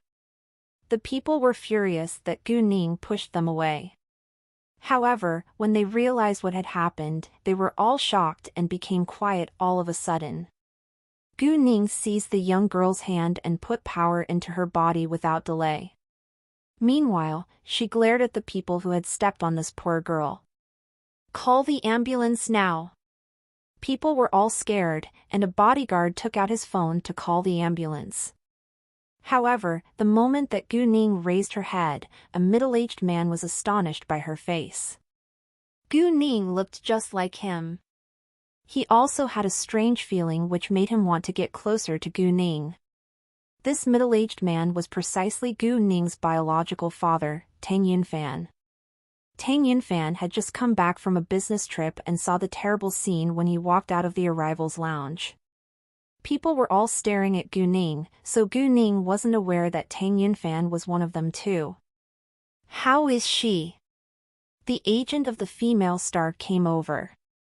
The tragedy happened because of the female star, and they should care about the poor girl. Because, if this news went abroad, the female star would be affected too. Although most of the wounds are on the skin, she's badly injured. One of the girl's ribs had been broken, but Gu Ning healed it with her power, so she didn't mention it. However, it wasn't reasonable if the girl wasn't injured at all after being violently stepped on by so many people, so Gu Ning didn't cure the girl completely. And the girl still looked pale from the pain. "I'm so sorry about what has happened. We'll pay her medical fees and mental damage compensation," Lin Xiaowei said guiltily. "Great," Gu Ning replied, then looked to those who had stepped on this poor girl. "You owe this badly injured girl an apology." Those people were scared by Gu Ning's cold look and immediately apologized. "I'm sorry. It's fine. I know that you didn't do it on purpose." Although the badly injured girl was still mad, she forgave them. The young girl then looked to Gu Ning and said, "Thank you so much for saving my life." Gu Ning replied lightly and remained quiet. The ambulance arrived later, and the girl was sent to the hospital. When Gu Ning left the airport, she sensed that someone was looking at her the entire time. However, the moment she turned around, Tang Yinfan walked away too, so Gu Ning only saw his back. Gu Ning didn't think about it any further and left too. "Boss, what's wrong? Do you feel uncomfortable?" Secretary Yan Weiluan asked. "Nothing, let's go," Tang Yinfan said and walked straight to the gate. Gu Ning didn't take a taxi at once when she was outside of the airport because she had no idea where the ancient grave was. Besides, City B was so big with so many nearby villages, so she couldn't know which one the one she wanted to go to was. She could only turn to K for help. Gu Ning asked K whether he could hack someone's phone and get its location. K gave her an affirmative answer. As long as the phone was on, it was easy for him to get its location. No matter what, it was worth trying, so Gu Ning told Kay to hack Su Anya's older brother, Su Anjuan's phone and get its location. However, Gu Ning didn't know Su Anjuan's phone number. She could only tell Kay some basic information about Su Anjuan and let Kay do the job himself. As for the tasks assigned by Gu Ning, Kay never asked why, as long as it wouldn't hurt national interests.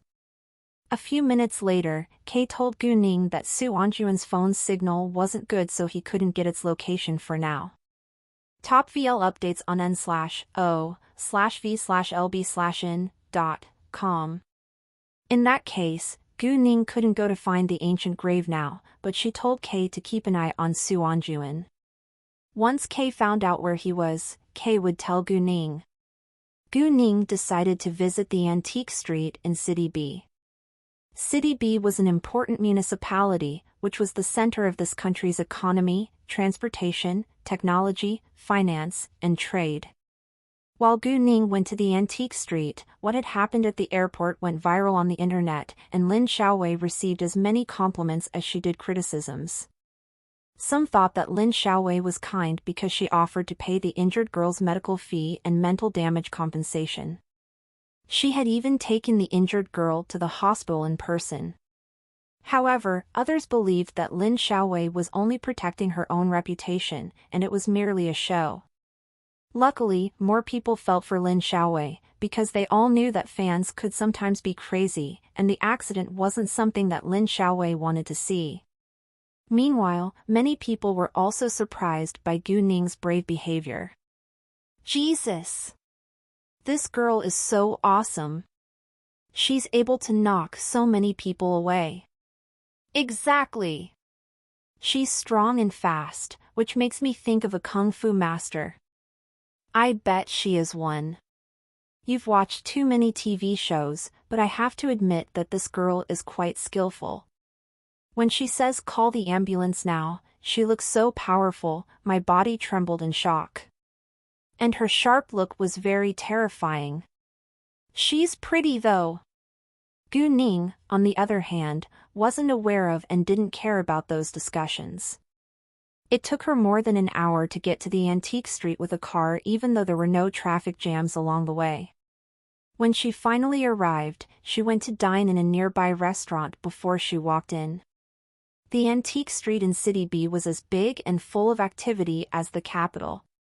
Once Gu Ning ambled on the antique street, she used her jade eyes to scan through the objects laid on the stands at the sides of the street.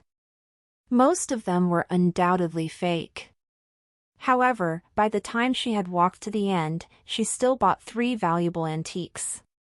Within half an hour, Gu Ning finished her tour at the antique street, so she headed to the stone gambling street to have some fun afterward. When Gu Ning had just entered the stone gambling street, she noticed a group of people were in an animated discussion in front of a raw material shop. Gu Ning walked over. The shop was super crowded, but all the people inside were staring at the area where a worker was cutting raw materials. There was a big raw material that weighed around 200 pounds waiting to be cut out. This raw material already had a window that showed green, and it was highly possible that there was jade in it. However, the quality of the green was medium, so the price of this raw material wasn't high either. It had only cost 8 million yuan for that size. A middle-aged man was the buyer of this big raw material, and he fixed his eyes on it while his body was trembling with anxiety. This was his last hope. If he couldn't cut out jade anymore, his jewelry store would have to be closed. "Hey, do you think that there is jade inside?" Onlookers started to discuss. Although it was more likely to cut out jade from a raw material with a window that showed green, it was hard to tell the result. "Probably. If not, Mr. Zhang is doomed, and his jewelry store will have to close." "Indeed." Because his son annoyed an important figure's son, all his sources of jade were cut off. Even though there is jade on the market, someone will always bid a higher price than him for it, and now he has to play stone gambling. Exactly. However, Mr. Zhang has already spent almost 20 million yuan on stone gambling without getting any jade. Gu Ning used her jade eyes to see the inside of the big raw material. Unfortunately, there was no jade, but just a stone in it. However, right when Gu Ning was about to draw her gaze back, she saw that there was something wrong with the raw material. When she had a closer look, she found the reason. This big raw material was an artificial one. The jade which showed from the window was real, but it was just a thin piece. And its quality wasn't high, so it was only worth several 100,000 yuan. Through the thin jade piece, Gu Ning saw the tin foil or hard white paper inside, as well as the glue layer. The main part of this big raw material clearly consisted of granite and other rocks. As for the outer layer of this big raw material, it was also fake. It wasn't uncommon to see artificial raw materials in the stone gambling industry, which was a trick used by cunning businessmen to deceive customers. Normally, it was hard for ordinary people to distinguish the fake ones from a real one unless with the help of a professional appraisal institution because they were skillfully made. Gu Ning hated frauds. And since she encountered one, she wouldn't ignore it. "Wait a second!" When the worker was about to cut the big raw material, Gu Ning stopped him. Everyone looked at her with confusion. Gu Ning said to Mr. Zhang, "Mr. Zhang, I think that you better not buy this raw material." "Why?" Mr. Zhang didn't understand.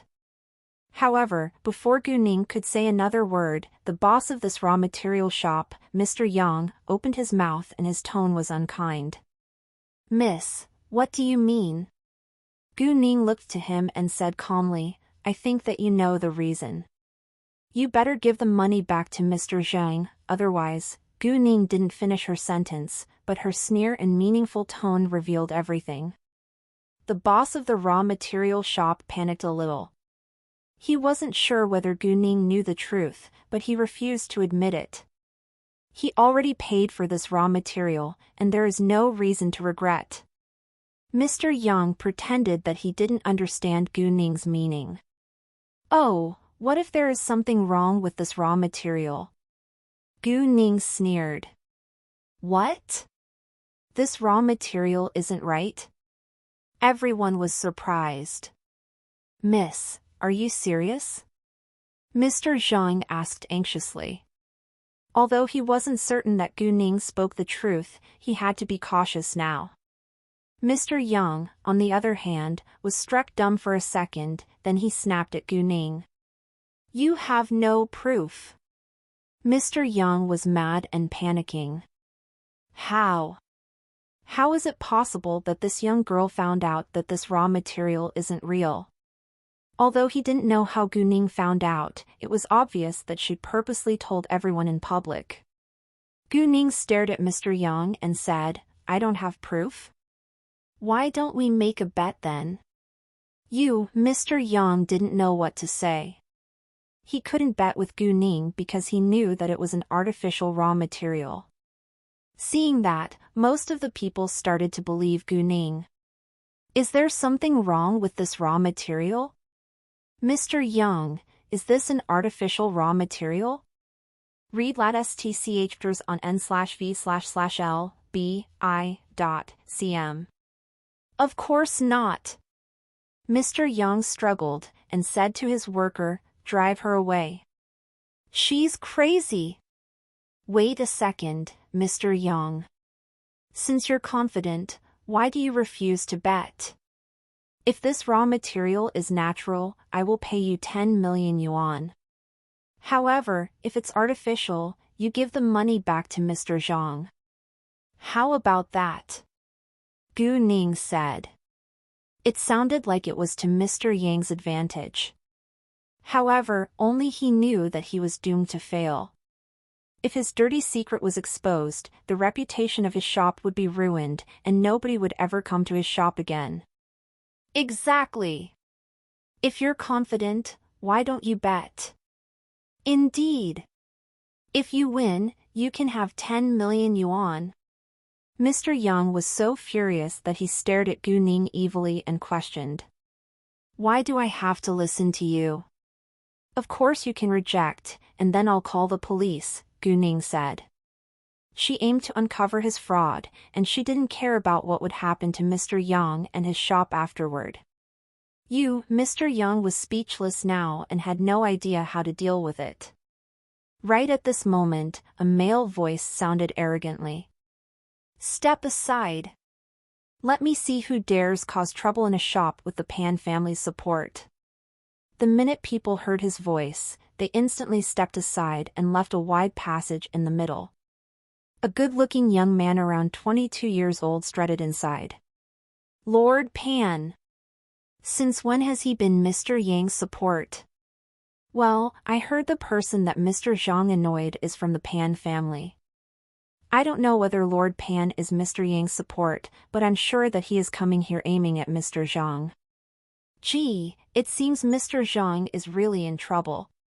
Although they discussed in a low voice, Gu Ning heard it clearly. Lord Pan, of course, wasn't Mr. Yang's support, and he indeed came here to get revenge on Mr. Zhang. Seeing Lord Pan coming, Mr. Young relaxed. Gu Ning also sensed people's fear of Lord Pan, but she wasn't afraid of him at all. It was me. Following Gu Ning's voice, Lord Pan's sight fell on her. He was surprised by her familiar face. All of a sudden, he thought of something and became very excited. Oh, it's you. You're the one who rescued the injured girl at the airport, right? His abrupt change astonished everyone in the shop, but they all heard that Gu Ning was the one who had rescued the injured girl at the airport. Gu Ning raised her eyebrow. She didn't expect that this man recognized her face, but she wasn't surprised because there had been so many cameras in front of her. Yes, it's me. Gu Ning didn't deny it. Having an affirmative answer, Lord Pan was more excited. Do you know Kung Fu? Sure, Gu Ning replied. Can you teach me and be my master? Lord Pan asked and looked at Gu Ning with anticipation. People around them were stunned, and all doubted whether this Lord Pan was the high-profile one who was always arrogant. Lord Pan was famous for his disdain for women. Nobody could believe the scene. Lord Pan loved fighting, and he naturally admired whoever was good at fighting. Although there were many martial clubs in City B, Lord Pan disliked them. And although it was easy for his family to find a master to teach him kung fu, he wasn't willing to do so. He only did things according to his own will, and he was totally self-centered. The reason why he chose Gu Ning was because he had a good impression of her. Otherwise, he would never regard a girl as his master. Lord Pan was arrogant and always bullied others, but he had never committed crimes. Mr. Young, on the other hand, was upset. If Gu Ning became Lord Pan's master, Lord Pan would definitely listen to her, and he would be in big trouble. Gu Ning frowned a little. She wasn't interested in being someone's master, so she rejected him directly. "Sorry, I'm not interested." "What?" Lord Pan was disappointed, but then he had another idea. "Well, if you don't want to be my master, would you mind being my boss?" People around them were really shocked this time. Why did Lord Pan want to follow Gu Ning? Gu Ning didn't reject him again but was thinking about it. It wasn't a bad idea to have a super-rich heir be a member of her team. It wouldn't cost her anything but expand her network. However, she wouldn't decide without thorough consideration either, because she was unfamiliar with the Pan family. If the Pan family often abused their power, they wouldn't get along with Gu Ning, and there would be no need for her to be connected with them. At the same time, Gu Ning also understood that there were no officials or businessmen who had never done anything bad. As long as it didn't break the law or basic moral standards, Gu Ning wouldn't mind. "What do you think?" Seeing Gu Ning hesitated, Lord Pan knew that he had hope, but was still very nervous. "Are you sure that you're willing to call me boss?" Gu Ning asked. "Of course," Lord Pan replied seriously. Seeing Lord Pan being so serious, Gu Ning said, "I can't give you the answer right now, but I can give you a chance. So whether I'll accept you as one of my team all depends on you." "No problem, I'll do my best," Lord Pan said in excitement. Although Gu Ning didn't give him an affirmative answer yet, he still had a chance. "Are you going to support Mr. Young now?" Gu Ning asked. No, Lord Pan said. Since Gu Ning was his boss now, he would, of course, stand with her. Mr. Young really panicked now. "And I'm helping Mr. Zhang. Will you pick on him?" Gu Ning asked again. "Of course not," Lord Pan said. His boss was going to help Mr. Zhang, and he definitely wouldn't act against his boss. "Very well." Gu Ning was satisfied, then looked at Mr. Yang. "Are you going to give the money back to Mr. Zhang and destroy all the artificial raw materials, or do I still have to call the police?" Vist and Velben.cm for new updates.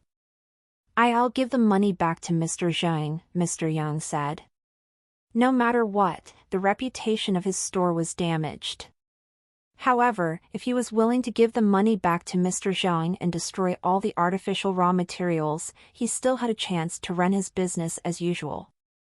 However, if Gu Ning called the police, he would really be doomed. In the end, Mr. Yang gave the money to Mr. Zhang. Because of Mr. Yang's attitude, Mr. Zhang and others all believed that the raw material wasn't real.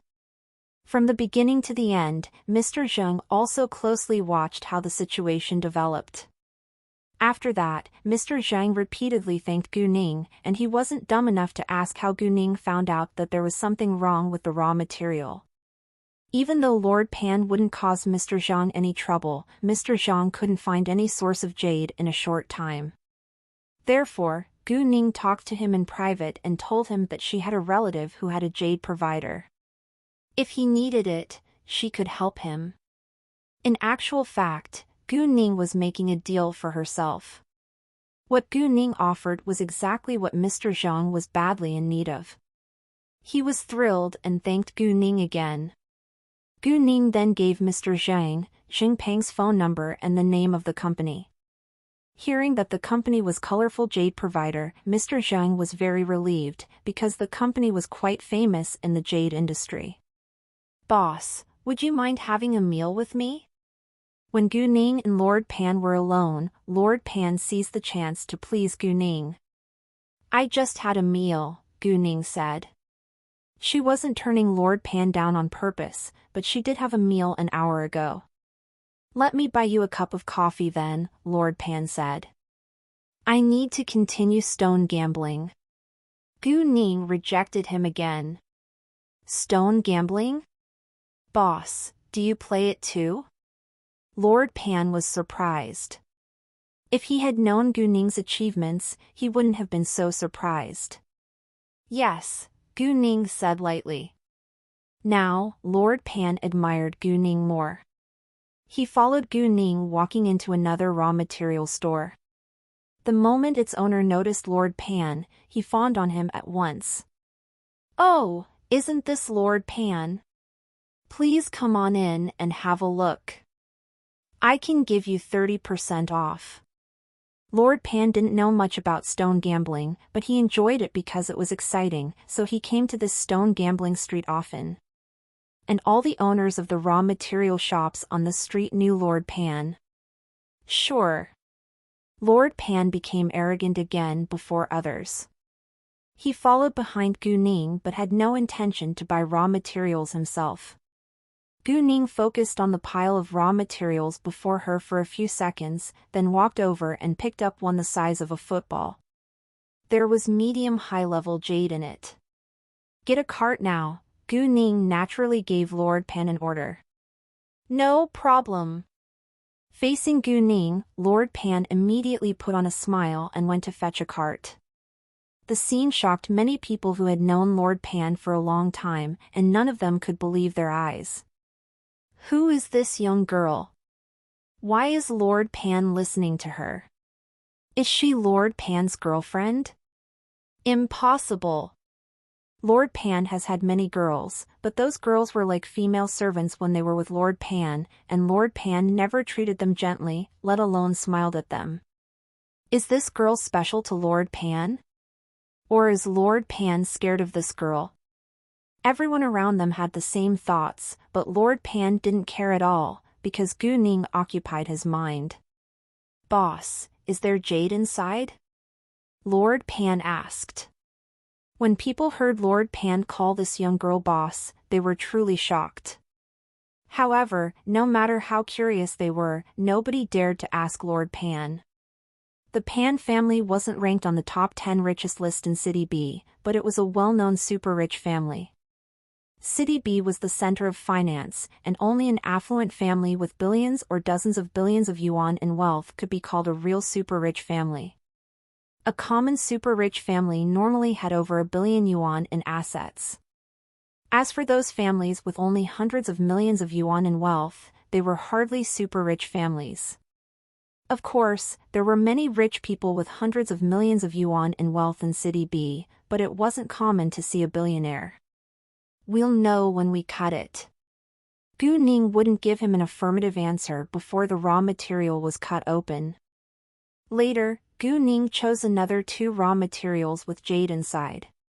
One was medium high-level jade the size of a tissue box, while the other was high-level and as big as 3 man's palms piled together.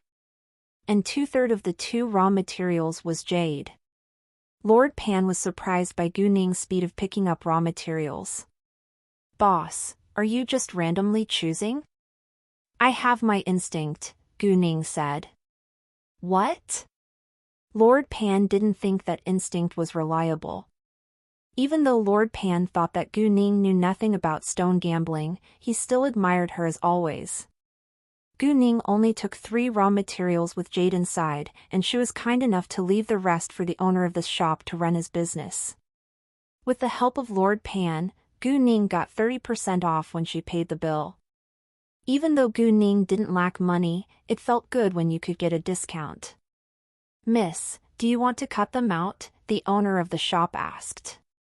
Sure, Gu Ning said, then walked to the stone cutting area.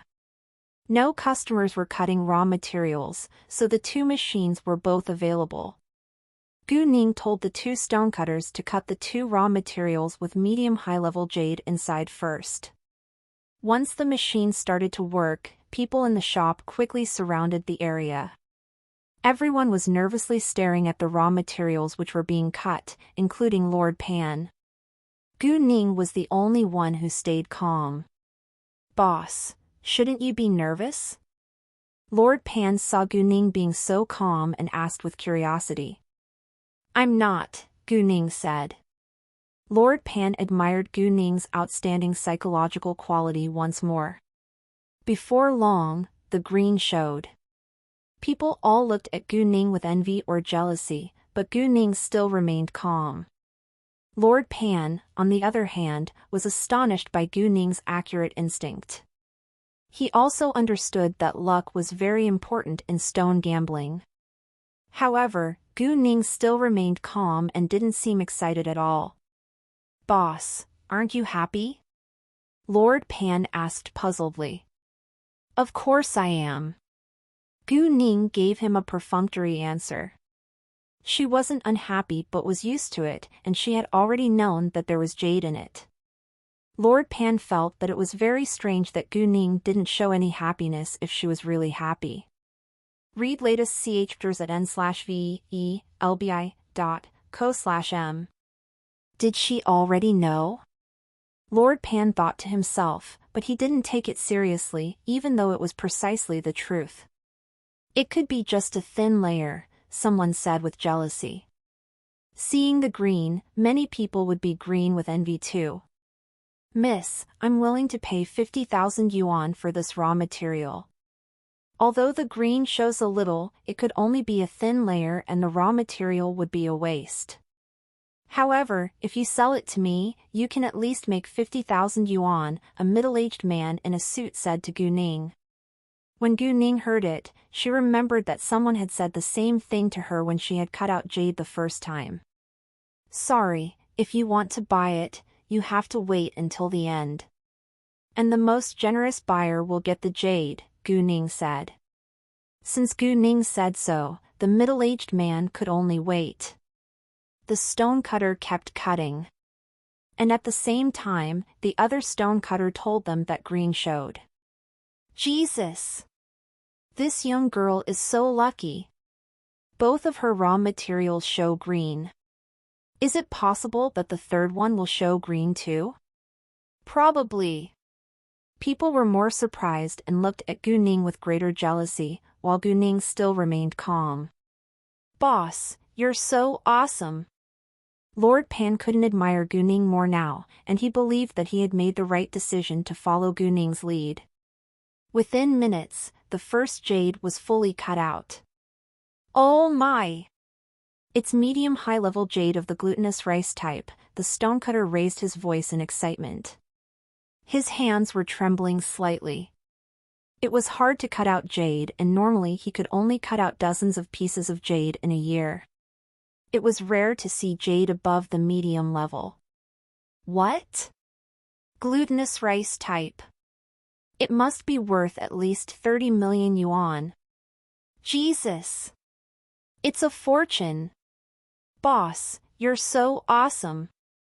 Lord Pan complimented with excitement like the jade was his. However, no one was more upset than the owner of the shop. Although it was usual to see a customer cut out jade in his shop, he couldn't help feeling envious and jealous too. A short while later. "Jesus! This is medium high-level jade of the water type," the other stonecutter said in astonishment. "What?" The crowd burst into discussion again. Gu Ning's unbelievable luck really shocked them. Everyone looked at Gu Ning with pure jealousy, but Gu Ning wasn't affected at all. "Boss," Lord Pan was about to praise Gu Ning again, but he was suddenly short of words. He was running out of complimentary vocabulary. However, he still tried to express his admiration for Gu Ning.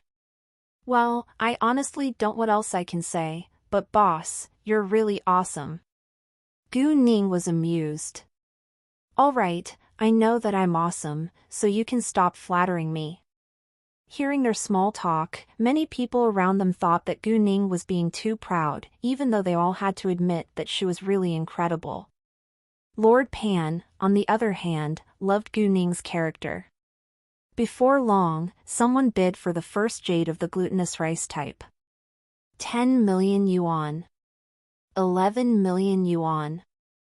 20 million yuan. In the end, the jade was sold for 20 million yuan. Right when Gu Ning was ready to give the third raw material to a stonecutter, her phone rang, and the caller was K. K finally got the location, so Gu Ning decided to not cut the third raw material now. "Miss, are you going to cut the third one?" the owner of the shop asked. "No, thanks," Gu Ning said. Afterward, the second jade was fully cut out. It was bigger than the first one, so its price would be higher too. 10 million yuan. 12 million yuan. When people were busy bidding for the second jade, Gu Ning heard someone speaking language beside her, and she was displeased. People from country R were disliked by people in this country, including Gu Ning. Gu Ning wasn't adept at language R, but she could understand a little. Gu Ning heard the person from country R tell a local citizen by his side to help him bid for the second jade. Gu Ning, who had a strong bias against people from country R, of course, wouldn't sell her jade to them even if it was a profitable deal. 35 million yuan. 40 million yuan. A bid from the person from country R. After that, nobody followed up, because the price was already high enough. Gu Ning approached Lord Pan and said to him, "He's from country R. I don't want to sell this jade to him. Help me bid for this jade." Hearing that the man was from country R, Lord Pan was displeased too, because he hated them very much. Therefore, he agreed with Gu Ning without hesitation. 50 million yuan. Lord Pan said. He suddenly raised the price by 10 million at a time. Gu Ning was going to keep this jade, and its price didn't matter now. Hearing that Lord Pan joined the bidding, everyone was confused, because Lord Pan came here with Gu Ning. If he wanted to buy it, he could make the deal with Gu Ning in private. The person from country R was disappointed. 50 million yuan was almost the highest price, and it wouldn't be worth buying if the price went higher again. However, the person from country R wasn't willing to give up. 55 million yuan. 60 million yuan. Lord Pan said without a second thought and gave them a provoking glance. By now they knew that Lord Pan did it on purpose. However, they had never met Lord Pan before. So why did he have to do it? The person from country R wanted to continue bidding but was stopped by the local citizen. They discussed in a low voice for a few seconds, and the person from country R gave up. He glared at Lord Pan before he left. Ha! Lord Pan was satisfied. "Alright, sir, if you still want this jade, you can pay 35 million yuan for it and take it home," Gu Ning said to the man who had bid 35 million yuan for the jade just then. "Of course I do," the man said with alacrity. "However, miss, why didn't you sell it to the person who bid such a high price?" "He's from country R, and I don't want to sell it to him," Gu Ning said directly. Upon hearing that the person was from country R, people all felt disgusted, and they also approved Gu Ning's behavior. Meanwhile, some also thought that Gu Ning was dumb, and there was no need to act against money. After the deal, Gu Ning left the shop.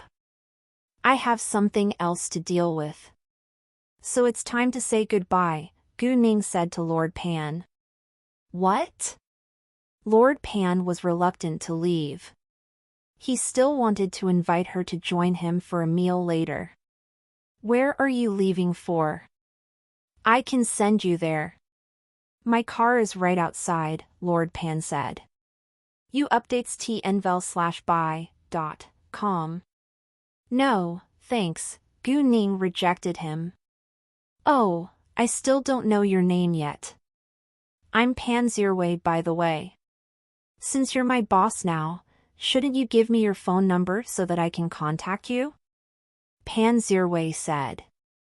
My name's Gu Ning, and my phone number is XXXX. Send me a message, and I'll save your phone number. I'll call you when I'm done, Gu Ning said. Pan Zirwei immediately saved Gu Ning's phone number. They walked out together, and Gu Ning directly took a taxi waiting at the roadside. Nanshui Village was where Gu Ning was heading for.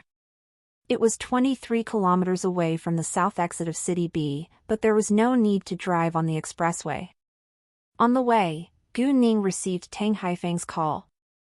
Her first thought was that he must have heard the news of what had happened at the airport and knew that she was City B now. She was right. The moment Gu Ning answered the call, Tang Haifeng complained. Girl Gu, I heard the news that you rescued an injured girl at the airport of City B. Why didn't you visit me since you're here? Gu Ning smiled and explained, Grandpa, I have something important to deal with in City B.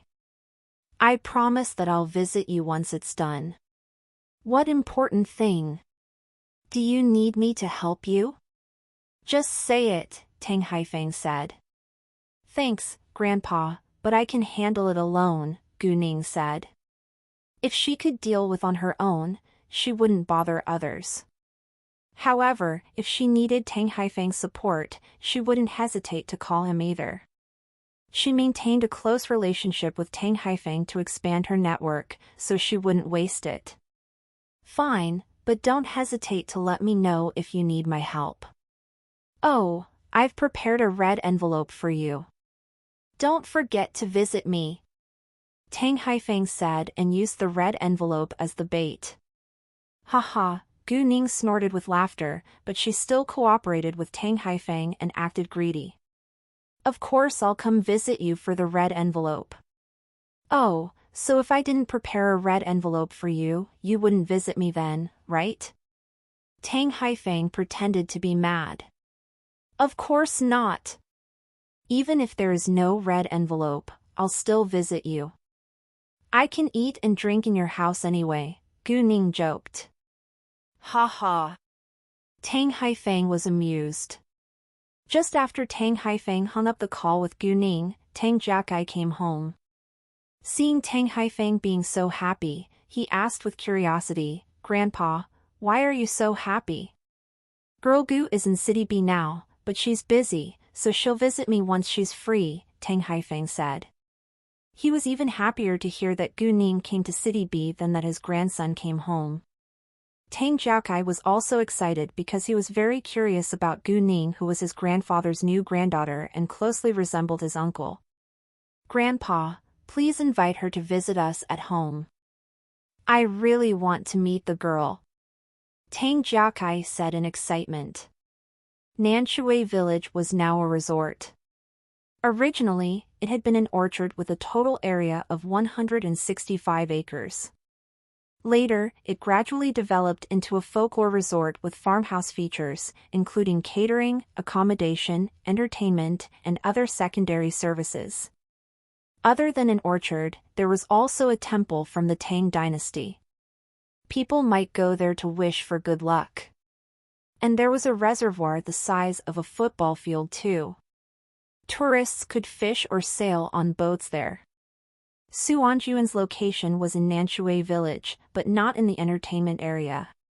From the GPS map that Kay had given her, Gu Ning had to walk forwards along the river for about 2 kilometers. It was said that people had picked up antiques in this direction of the road. Most villagers in Nanshui Village were aware of the news that there were antiques around this place, but outsiders might not hear of it. In the beginning, some villagers wanted to make some money by secretly selling antiques, but others who knew that it was illegal told the government. The government then sent an archaeological team here. Although the government didn't hide the news, it didn't spread the news either, so there weren't many people who knew about it. Gu Ning walked along the road while using her jade eyes to scan the mountains around her. Suanjuan's group had probably already searched this road, but their eyes were hardly comparable to her jade eyes. Gu Ning came here not for Suanjuan, but the ancient grave. Therefore, she didn't care much about Su Anjuan's group but was still cautious to not run across them. The mountains here weren't very high, merely at an altitude of around a few hundred to 1,000 meters, but there were many trees and rocks and it wasn't easy to climb. Of course, it wasn't a problem for Gu Ning. She had walked for an hour and made a round of a small mountain, but failed to find any traces of an ancient grave or a grave hole. Hours had passed, and still nothing. However, right after Gu Ning climbed a short distance up another mountain, she heard some people talking, but couldn't hear them clearly because they were far away. Gu Ning used her jade eyes and saw 20 or so people on the other side of this mountain. They were searching for something with tools on the ground. Although Gu Ning had her jade eyes, she couldn't find the ancient grave at a glance. Instead, she had to search the ground meter by meter too. Nevertheless, she was able to search in a much larger area at a higher speed than them. Since she already found Su Anjuan's group, Gu Ning definitely wouldn't go over. She turned and walked in the opposite direction. It wasn't early when Gu Ning arrived at Nanshui village, and the sky quickly got dark in the winter. It wasn't safe to stay in the mountains at night. There could be snakes, ants, rats or something else, so Su Anjuan's group stopped searching and made camp in an empty place while taking measures to prevent against snakes and other poisonous animals. As for Gu Ning, she kept looking for the ancient grave. With the help of her jade eyes, she had no trouble walking in the night. And if she was bitten by a snake, she could use her power to protect herself. Gu Ning later came to another mountain. However, before she could find the ancient grave, she heard someone talking quietly in front of her. "Li Maosong, my older brother died because of you. And I'll get revenge for him today." Hearing the name, Li Maosong, Gu Ning was surprised and immediately used her jade eyes. There they were! Gu Ning met those gravediggers again, namely Li Maosong, Sun Chao, Zhao Jiangquan and Gui Yang. What a coincidence! However, Gu Ning wasn't very surprised. They were gravediggers after all and spent most of their time finding ancient graves. It wasn't surprising that they came here after they heard the news. However, there wasn't only Li Maosong and his friends. Another 6 men were standing opposite Li Maosong's group. Both of the sides seemed displeased, especially those who were glaring at Li Maosong. "Du Shouyang, I told you that Lao San didn't die because of us. He refused to listen to us and ran into the grave for money, but was killed by a moving body." Lao Er, who was Sun Chao, argued in anger. They were unwilling to bear the result of Lao San's death. Hearing that, Gu Ning figured out what was happening here. The man named Du Shouyang must be the younger brother of Lao San, Du Shouming. Gu Ning moved over silently. Although she had just met Li Maosong and others once, they shared the unbelievable experience in the ancient grave. Thus, she wouldn't walk away from them. If they were in danger, she was willing to help them. T/his chapter is up.d by nvel bin.co/m. A moving body? Bullshit! Do you think I'll buy that? I think you killed him because you didn't want to share the money with him. Du Shouyang didn't believe in the moving body. Believe it or not, we didn't kill Lao San. Zhao Jiangquan said. It's not important whether I believe it or not, because you all are going to die today. Du Shouyang seemed evil and pulled a gun from his waist all of a sudden, aiming at Li Maosong. Li Maosong and the others stepped backward in fear, and their faces turned pale. Gu Ning was displeased too. She was worried that they would be killed at any second, so she ran forward to rescue them without delay. Luckily, Gu Ning was only 4 meters away from them. And within 2 seconds, Gu Ning reached Du Shouyang's side and broke his wrist. The others didn't clearly see what was going on until Du Shouyang shouted in severe pain. They were all scared as well as shocked. Du Shouyang held his injured right wrist, but his gun was gone. and Gu Ning was standing by his side with his gun in her hand. Everyone looked at Gu Ning in astonishment. It happened as fast like lightning. And an ordinary person couldn't do that. This girl must be a kung fu master, they thought. Li Maosong and the others didn't recognize Gu Ning when she had dashed out, but when they saw Gu Ning's face, they were quite surprised. "Miss Gu, it's you," Li Maosong said in excitement. Since it was Gu Ning, it was understandable that she could get the control of Du Shouyang like lightning. Gu Ning had rescued them from bats and a moving body the last time, so in their hearts, Gu Ning was their lifesaver and a kung fu master they admired. "Oh, it's Miss Gu." The others were also surprised. They didn't wonder why Gu Ning showed up here because they thought that Gu Ning was a gravedigger too. "Hi, you all, nice to meet you again," Gu Ning said to them.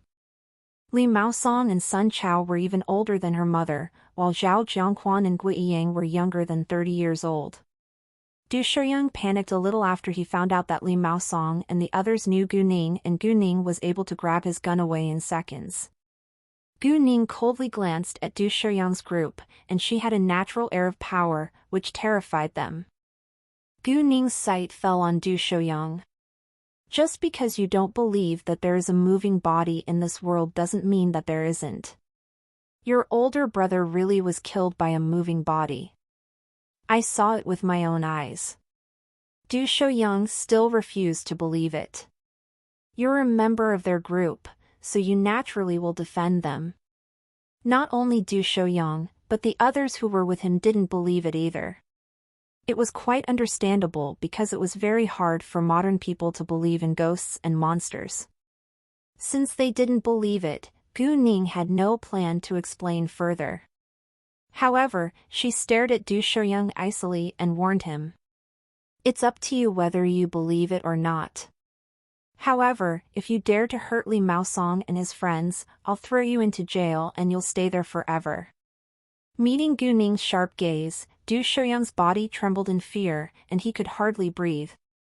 Even his partners felt the pressure from Gu Ning, which made them think that this young girl wasn't simple at all. "Now, disappear," Gu Ning said. Although Du Shouyang wanted to kill Li Maosong, he failed, and Gu Ning couldn't kill them all. She didn't want to be sentenced to jail after all. Du Shouyang was reluctant to leave but didn't dare stay here either. Besides, his wrist was injured and he had to go to the hospital right away. After that, a group of them escaped. When they were gone, Li Maosong thanked Gu Ning with sincerity. "Miss Gu, thank you so much for rescuing us again." "Indeed." "Miss Gu, thank you so much," the other three men said. "Miss Gu, you're our lifesaver. If you need our help in the future, feel free to let us know, and we'll spare no effort to help you," Li Maosong said seriously. "Yes," the others echoed. When Gu Ning met them again, she had thought to hire them. Since they showed their kindness towards her on their own initiative, Gu Ning, of course, wouldn't deny it. "Great. If I need your help in the future, I'll let you know," Gu Ning said. "No problem," Li Maosong and the others said. In their eyes, it was an honor if Gu Ning turned to them for help. "Oh, Miss Gu, you must be here to find the ancient grave too, right? Those experts have searched several mountains in vain, and we also have searched around this mountain, but found nothing." "Maybe there is no ancient grave at all," Li Maosong said. "However, if there is no ancient grave, why did some people pick antiques up here?" Zhao Jiangquan still believed there had to be an ancient grave around this place. "It is hard to tell, but since we're already here, let's go find it," Gu Ning said. "You're right. Miss Gu, would you mind joining us? If we find it, we can share the antiques by halves," Li Maosong said. Although it wasn't fair because Gu Ning was alone while they had 4 people in the team, they didn't mind. Li Maosong added, however, if any weird things happen like last time, please help us as always, Miss Gu. Gu Ning was surprised by Li Maosong's generosity, but since he was willing to do so, she wouldn't reject it. As for Li Maosong's request for help, Gu Ning agreed. Don't worry. Since we're a team now, I'll do my best to protect you. Afterward, Gu Ning joined Li Maosong and his friends to search for the ancient grave. Although Li Maosong and his friends had searched around this mountain, Gu Ning still wanted to look around again on her own. After she didn't find anything on that mountain with her jade eyes, she left with Li Maosong and the other men. All the nearby mountains have been searched, and we still found nothing.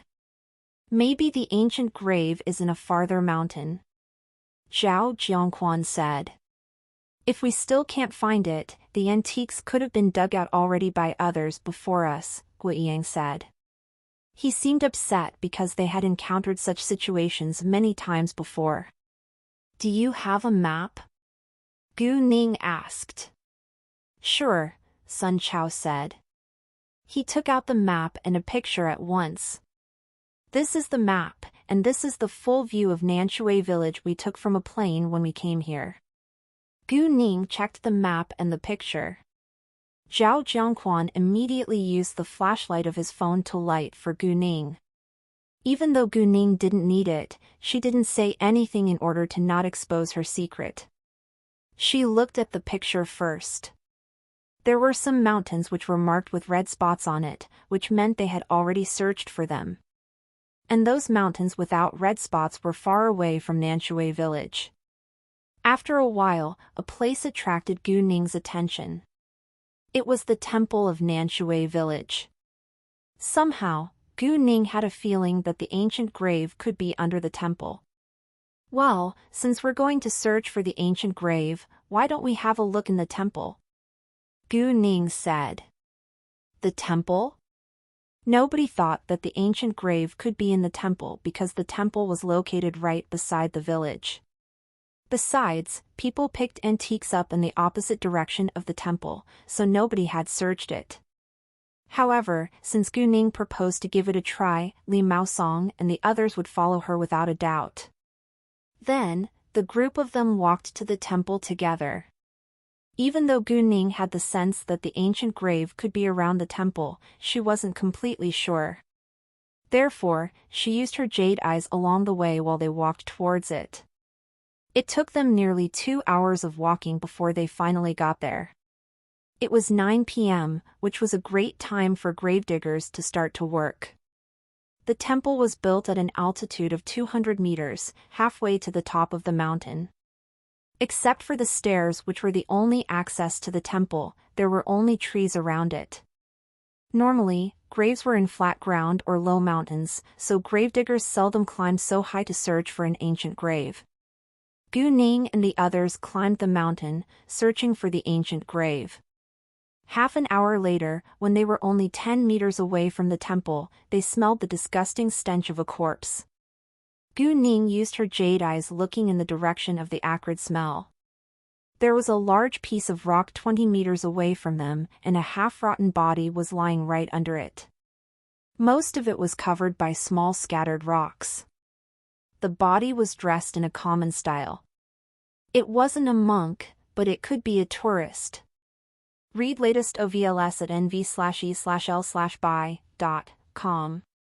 Gu Ning looked deeper with her jade eyes, and a round black hole appeared in her sight. Gu Ning was excited. Although she wasn't sure that it was a grave hole, it was highly possible. If it was a grave hole, the body had to be a gravedigger. Anyway, she decided to have a look. I smell the stench of a corpse. Let's go there and have a look, Gu Ning said. What? A corpse? Hearing that, they were all surprised that someone had died here, but they had seen bodies a lot of times before, so none of them were scared. After that, Li Maosong and his friends followed Gu Ning walking over. When they stood in front of the body and saw its face, Li Maosong and his friends were astonished. Zhao Lauer. Find PT Tez on n/VLN.com. cm. Why did Zhao Lauer die here? Is there really an ancient grave around here? Was he killed by his partners? Zhao Lauer was a gravedigger too, and he must have come here for the ancient grave after he had heard the news. Let's search around his body, Gu Ning said. Although she had already found the black hole, she couldn't tell them right away in case it would arouse their suspicion. Hearing that, they immediately started to search around, while Gu Ning used her jade eyes to see what was inside the black hole. The black hole was 3 meters ahead of the body, and there was a big rock blocking its entrance. Normally people wouldn't know that there was something unusual about it. The black hole was over 12 meters deep, and it almost reached the bottom of the temple. At the end of it, there was a chamber which was 5 square meters big, but it was empty. Maybe other gravediggers had already taken all the stuff inside, so there was nothing left in it. However, no other tunnels were extending from the chamber. Was it just a normal grave? However, if it was a normal grave, there should be a coffin. Gravediggers wouldn't steal a coffin. Gu Ning looked deeper with her jade eyes and saw that something was wrong with the chamber. There was another chamber next to the wall of this chamber. And the wall was only 1 meter thick. Although the second chamber was also empty, Gu Ning saw that a grave tunnel extended from it. It seemed that the first chamber was just a cover, and the gravediggers who had come here before them hadn't known that there was more just next to the wall. While nobody was looking, Gu Ning secretly moved the rock away and 1/3 of the hole showed. "Oh, look! Here is a hole," Gu Ning said like she just found it. Li Maosong and his friends ran over at once and moved the rock together before he used his flashlight to look inside. "This is a grave hole," Li Maosong said. "Let me get in first, and you can follow behind me," Gu Ning said, then climbed into the hole. Everyone agreed. Gu Ning led the team so that she could protect them if anything bad happened. Gu Ning had promised to do so after all. When they climbed into the hole, Gu Ning told the last person to move the rock back to cover the hole to prevent others from finding it. The hole was straight and was only 1 meter tall, so they had to squat when they were inside. Gu Ning took out her night-luminescent pearl, and the black hole was lit up at once. Li Maosong's and his friends' flashlights became useless then. Seeing Gu Ning's night-luminescent pearl, Li Maosong and his friends were impressed again. However, they had no intention to steal it. No person was 100% good or bad.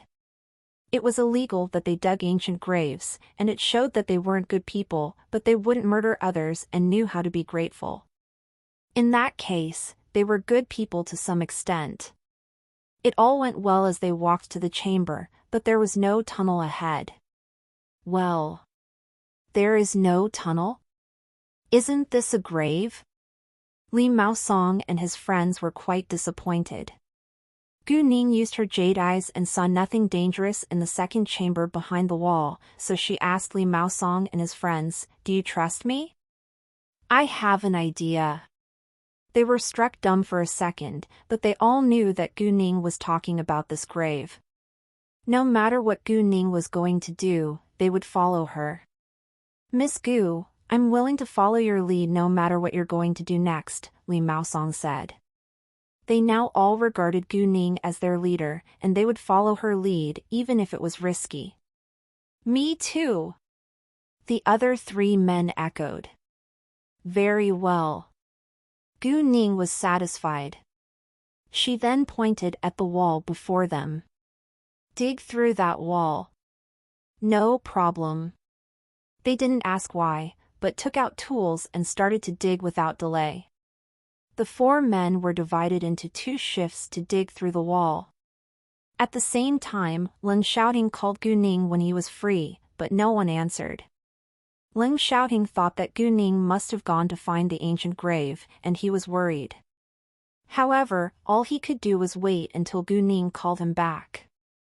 Half an hour later, the 1 meter thick wall was dug through.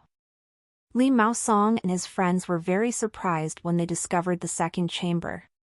They couldn't believe that Gu Ning was just lucky, but they knew that it wasn't appropriate for them to ask further. If Gu Ning said that she only relied on her luck or instinct, then so be it. However, the hole was too small for a person to get through, so Li Maosong and Zhao Jiangquan kept digging till the hole was big enough. Another half an hour later, the hole was big enough for a person to crawl through. There was no need to make a large hole, as long as it was big enough for them to get through. This time, Gu Ning still moved in the front. A short while later, they arrived at the second chamber. It was cold and damp inside because it had been closed for a long time, but there was no rotten smell in it like the last ancient grave. The second chamber was empty, but there were grave tunnels at both sides. There would be the front door and the third chamber at the ends of the two grave tunnels. Let's see which one is connected to the chamber, Li Maosong said, and moved to the right grave tunnel, while Sun Chao moved to the left one. Gu Ning, instead, directly used her jade eyes, and saw that the front door was on the left side, while the third chamber was on the right side. Nevertheless, she wouldn't say it, of course. This grave consisted of 3 chambers, and people had to move through the second chamber to the third one. "Let's go to the right one," Gu Ning said. After a few minutes, they arrived at a rock door. "Let's open it." "Sure," Li Maosong said and went to push the rock door. Unfortunately, it was too heavy. "Let me do it." Gu Ning walked forward, and Li Maosong stepped aside. Gu Ning pushed the door with her normal strength but failed. Thus, she used her power and improved her strength. With a small sound, the rock door moved, which shocked Li Maosong and his friends. Gu Ning was unusually strong. Gu Ning gradually pushed the rock door open. In order to not shock them too much, Gu Ning intentionally slowed down. After the rock door was pushed open, the group of them walked inside. The third chamber was 10 square meters large, but it was still empty. And it had 3 grave tunnels at its front, left and right side. "Which tunnel should we go in first?" Zhao Jiangquan asked. Gu Ning used her jade eyes and saw that this ancient grave was like a complicated maze. People would easily either lose their sense of direction or reach the same place after walking for a long time. It was hard for normal people to find the main chamber, but Gu Ning, who had jade eyes, spotted the main chamber with just a glance. However, they still had to dig through another dirt wall. "Follow me," Gu Ning said, and directly walked to the left grave tunnel. After half an hour of twists and turns, they stopped and Gu Ning said, "Here, dig the wall." With the previous experience, nobody doubted her decision. They raised their tools and started to dig through the wall without delay, even though they found it unbelievable. Within half an hour, the 1-meter-thick dirt wall was dug through. And on the other side of the dirt wall was a rock door, which was precisely the access to the main chamber. Read latest OVLS at nv/e/l/buy.com. The main chamber had been furnished with a door and was covered with a layer of dirt. If it hadn't been for Gu Ning, they would never have found this main chamber. If they wanted to open this rock door, they had to remove all the dirt covering the door. The rock door was 2 meters tall and 1 meter wide, which was a big project, so all 5 of them began to dig together. After 2 hours, they finally removed all the dirt and Gu Ning went to push the rock door. However, she failed to push it open this time. Gu Ning was surprised, and the men also exchanged a glance with doubt. Gu Ning checked the surroundings and found an iron ring. She immediately lowered her body to pull it. And with a series of sounds, the rock door moved and fell, and the main chamber was revealed in front of their eyes. Because of the night luminescent pearl, the main chamber was lit brightly when they walked inside. It was around 10 square meters large, and there were 2 coffins laid in the middle with 3 boxes standing against the wall. Seeing the 3 big boxes, everyone was excited. The men were eager to open it but stood still waiting for Gu Ning's permission. "Go and open the boxes," Gu Ning said. Li Maosong and his friends then ran to the boxes at once, while Gu Ning used her jade eyes to see what was in the 2 coffins. This ancient grave was under the temple, so there was no yin or a moving body here. In the left coffin, the body was already a skeleton and Gu Ning could only judge which period this man had been from the clothes. He must be an important official in the Tang dynasty according to his purple official uniform. And in the right coffin, the skeleton was wearing a pure red wedding gown with a step-shaped crown. 1. Seeing the step-shaped crown, Gu Ning was stunned. It was so beautiful. "Miss Gu, come here and have a look," Li Maosong called her. Hearing that, Gu Ning left the step-shaped crown and walked towards them. One of the 3 boxes was filled with jewelry, another was full of porcelain, while there were many other valuable antiques in the 3rd one. "Do you have bags to carry them?" Gu Ning asked. "Yes," they said and took their bags out. The bags were made of special material and they wouldn't tear no matter how sharp the objects inside were. "Fill 2 bags with the jewelry," Gu Ning said, and the men worked. After that, Gu Ning chose 5 pieces of porcelain from 12 in the 2nd box and took out 8 antiques from 20 or so in the 3rd box. "That's all I want, and the rest will be yours," Gu Ning said. "Miss Gu, they had agreed to share the antiques in halves, but Gu Ning gave them more than a half." "I can't take so many," Gu Ning lied. In reality, she wasn't greedy, and there were 4 of them while she was alone. It wasn't a big deal if they got more than a half. As for the jewelry, Gu Ning only took 2/5 of it, and Li Maosong and the others got the rest. The men all thanked Gu Ning with sincerity. Afterward, they opened the 2 coffins. Gu Ning went directly to the right one, while Li Maosong and the others went to the left one. There were some books which were written by famous writers in the past in the left coffin. And except for the step-shaped crown, there were only 2 pairs of bracelets and other jewelry in the right coffin. "You can have whatever is in the right coffin, and I'll take whatever is in this one," Gu Ning said. "Sure." Everyone agreed. Li Maosong and the others didn't know what was in the right coffin, so Gu Ning directly put the step-shaped crown into her telepathic eye space.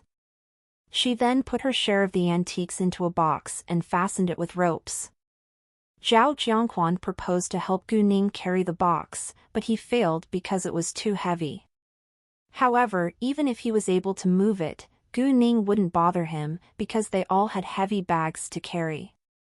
And they were ordinary men after all, while Gu Ning had practiced kung fu for years, so she was stronger than common people, and she also had her magic power. When they were ready to leave, Gu Ning guided them along the same way, moving smoothly and quickly back outside. After a while, they were all out. Gui Yang looked in the direction of the archaeological team and said, "Well, I bet they'll find nothing this time."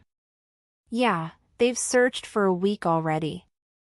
"I have sympathy for them," Zhao Jiangquan said. "Why don't you go and tell them that the ancient grave is here?" Sun Chao joked. "I won't. I'd be exposed." "I don't want to suffer a double loss," Zhao Jiangquan said. "Miss Gu, thank you so much for your help. If it hadn't been for you, we wouldn't have found the ancient grave or gotten these antiques so easily. If we heard anything about ancient graves in the future, would you mind if we called you? And we can share the antiques in halves," Li Maosong said. It was a win-win, and they would enjoy cooperating with Gu Ning. Gu Ning had the same idea and agreed with alacrity. She had accidentally heard the news this time, while Li Maosong and the others were professional gravediggers, so they might have more chances. "Oh, Miss Gu, where are you leaving for?" "If you didn't drive here, we can give you a ride," Li Maosong said out of kindness. 1. A step-shaped crown is a traditional Chinese bridal headdress. "Thanks, but I made my own arrangements, so we can separate when we arrive at the resort." Gu Ning said. Sure. Since Gu Ning had her own plans, they didn't insist. When they had almost arrived at the resort, her phone was able to receive signals again, and Gu Ning's mobile phone vibrated in her pocket. She took it out and noticed that Leng Xiaoting had called her, but she didn't call him back right away, because it wasn't an appropriate time. After they separated, Gu Ning walked towards the villagers' living area of Nanshui village. Li Maosong and the others thought that she had someone to pick her up there. When Li Maosong and the others couldn't see her anymore, Gu Ning put the box into her telepathic eye space and turned back, walking to the resort before she booked a room in a hotel. Gu Ning didn't call Leng Xiaoting until she was in the hotel. Leng Xiaoting answered her call in a second. Although it was already 3 a.m., Leng Xiaoting was still awake because he was worried about Gu Ning. Ning Ning. Leng Xiaoting sounded nervous. How is it going? Very well. It was an official's grave from the Tang dynasty, and I met Li Maosong and the others again. We went into the grave together and we shared the antiques, Gu Ning said. Leng Xiaoting didn't care about the antiques at all. The only thing he cared about was Gu Ning's safety. Knowing that she was fine, he finally relaxed. Good to know. When will you go back home? New chapters will be fully updated at novl/bin.com. In a couple of days maybe. Master Tang knows that I'm in City B, and I've promised to visit him once I'm free, Gu Ning said. Leng Xiaoting understood that Master Tang was Gu Ning's grandpa, and he would love to see that they were close as long as Gu Ning was willing to be. And Gu Ning was obviously happy to do so. They chatted for a short while before hanging up. Although Leng Xiaoting was reluctant to hang up, he knew that Gu Ning needed a good rest, since it was very late. Gu Ning then took a shower before she went to bed and quickly fell asleep. The next day, Gu Ning got up around 8 a.m. She went to check out and left for City B. It was still early, and she couldn't visit Tang Haifeng so early in the morning, so she called Pan Zhiwei instead and invited him to have lunch together. Pan Zhiwei had just joined her team, so she should seize the chance to spend more time with him. Otherwise, she had no idea when they would meet the next time. Pan Zhiwei was thrilled to receive Gu Ning's call. He had an appointment to watch horse racing with his friends and was ready to set off, but he directly abandoned his friends and decided to meet Gu Ning. Pan Zhiwei's friends were all astonished when they heard Pan Zhiwei call another person boss. To their astonishment, Pan Zhiwei, who was always arrogant, would regard another person as his boss. When Pan Zhiwei told them that he changed the plans at the last second, his friends complained a lot. Hearing that, Gu Ning felt a little guilty to ruin their plans, so she said, "Well, why don't we get together next time?" No, Pan Zhiwei rejected at once. "Where are you now?" "I'll come to you." "I don't think it's a good idea that you abandon your friends like that," Gu Ning said. "I think that you're more important, boss," Pan Zhiwei said. Hearing that, Gu Ning was amused. "Lord Pan, why don't you invite your boss to watch horse racing together with us?" "It'll be a shame if you're absent," one of Pan Zhiwei's close friends said. "Hey, boss, wanna watch horse racing with us?" Pan Zhiwei asked Gu Ning. Gu Ning understood that if she declined, Pan Zhiwei would abandon his close friends for her, which wasn't something she wanted to see, so she agreed. Pan Zhiwei proposed to pick Gu Ning up but was stopped by Gu Ning. She would take a taxi to meet them on her own. Half an hour later, Pan Zhiwei and his friends arrived at the horse racing field, but they didn't walk in right away. Instead, they were waiting at its gate. Pan Zhiwei insisted on waiting for Gu Ning alone, but his friends chose to wait along with him. There were 5 young men and 5 young women in Pan Zhiwei's group of friends. Men were the leading roles, while the women were just their companions to have fun with. Few of those rich heirs had a serious relationship, and most of them were playing around with many girls. However, not all of them did. Two couples among the group were officially boyfriend and girlfriend. One of the two couples was already engaged and about to get married in a few months. After 10 minutes, Gu Ning was still absent. A woman shivered a little from the cold, then acted pouty to her male companion. "Lord Guan, I'm so cold." Obviously, she wanted to walk inside. The young man who was called Lord Guan gave the woman a glance of disdain. Why did you have to wear so little?" The woman indeed put on fewer clothes to look sexy, but it was cold in the winter. The woman was angry but didn't dare to say another word. If she annoyed him, she would be dumped. However, someone added fuel to the flame. "Nana, didn't you just recover from a cold? You have to take good care of your body. If you catch a cold again, Lord Guan can be affected." The woman, whose name was Chao Nana, was mad. "Hao Mingqi, shut your mouth." "What?" "I'm just telling the truth," Hao Mingqi said like she was innocent. "You." "Enough." Pan Zhiwei hated to hear the women arguing. The two women shut their mouths at once, and their male companions also gave them a warning look, which made them keep quiet. Where there were women, there was a war. The two were the same kind of woman, but they never liked each other. Actually, they didn't get along for a reason. Chao Nana's male companion, Lord Guan, was better looking than Hao Mingqi's. Hao Mingqi had admired Lord Guan first, but Lord Guan only liked women with big boobs. Although Hao Mingqi's breasts weren't small, they weren't big either, so Lord Guan wasn't interested in her. Meanwhile, a man would never reject a woman who came on to him. Therefore, Hao Mingqi had slept with Lord Guan a few times. However, precisely because of that, she was now jealous of Chao Nana and would seize every opportunity to pick on Chao Nana. Chao Nana, on the other hand, had no idea about what had happened between them. Hao Mingqi didn't dare to say anything either, because Lord Guan would be mad at her. What was worse, she would lose the man who was the wallet that she had right now too. Although the rich heirs would play around with many women at the same time, they didn't allow their women to sleep with other men. Otherwise, they would abandon them. If they could find a young man with wealth, the last thing they wanted to happen was to be abandoned in a short time. Thus, most of them would keep their dirty secrets under the carpet. 40 minutes later, Gu Ning finally arrived at the horse racing field. Seeing Gu Ning coming, Pan Zhiwei immediately went ahead to welcome her. "Hi, boss."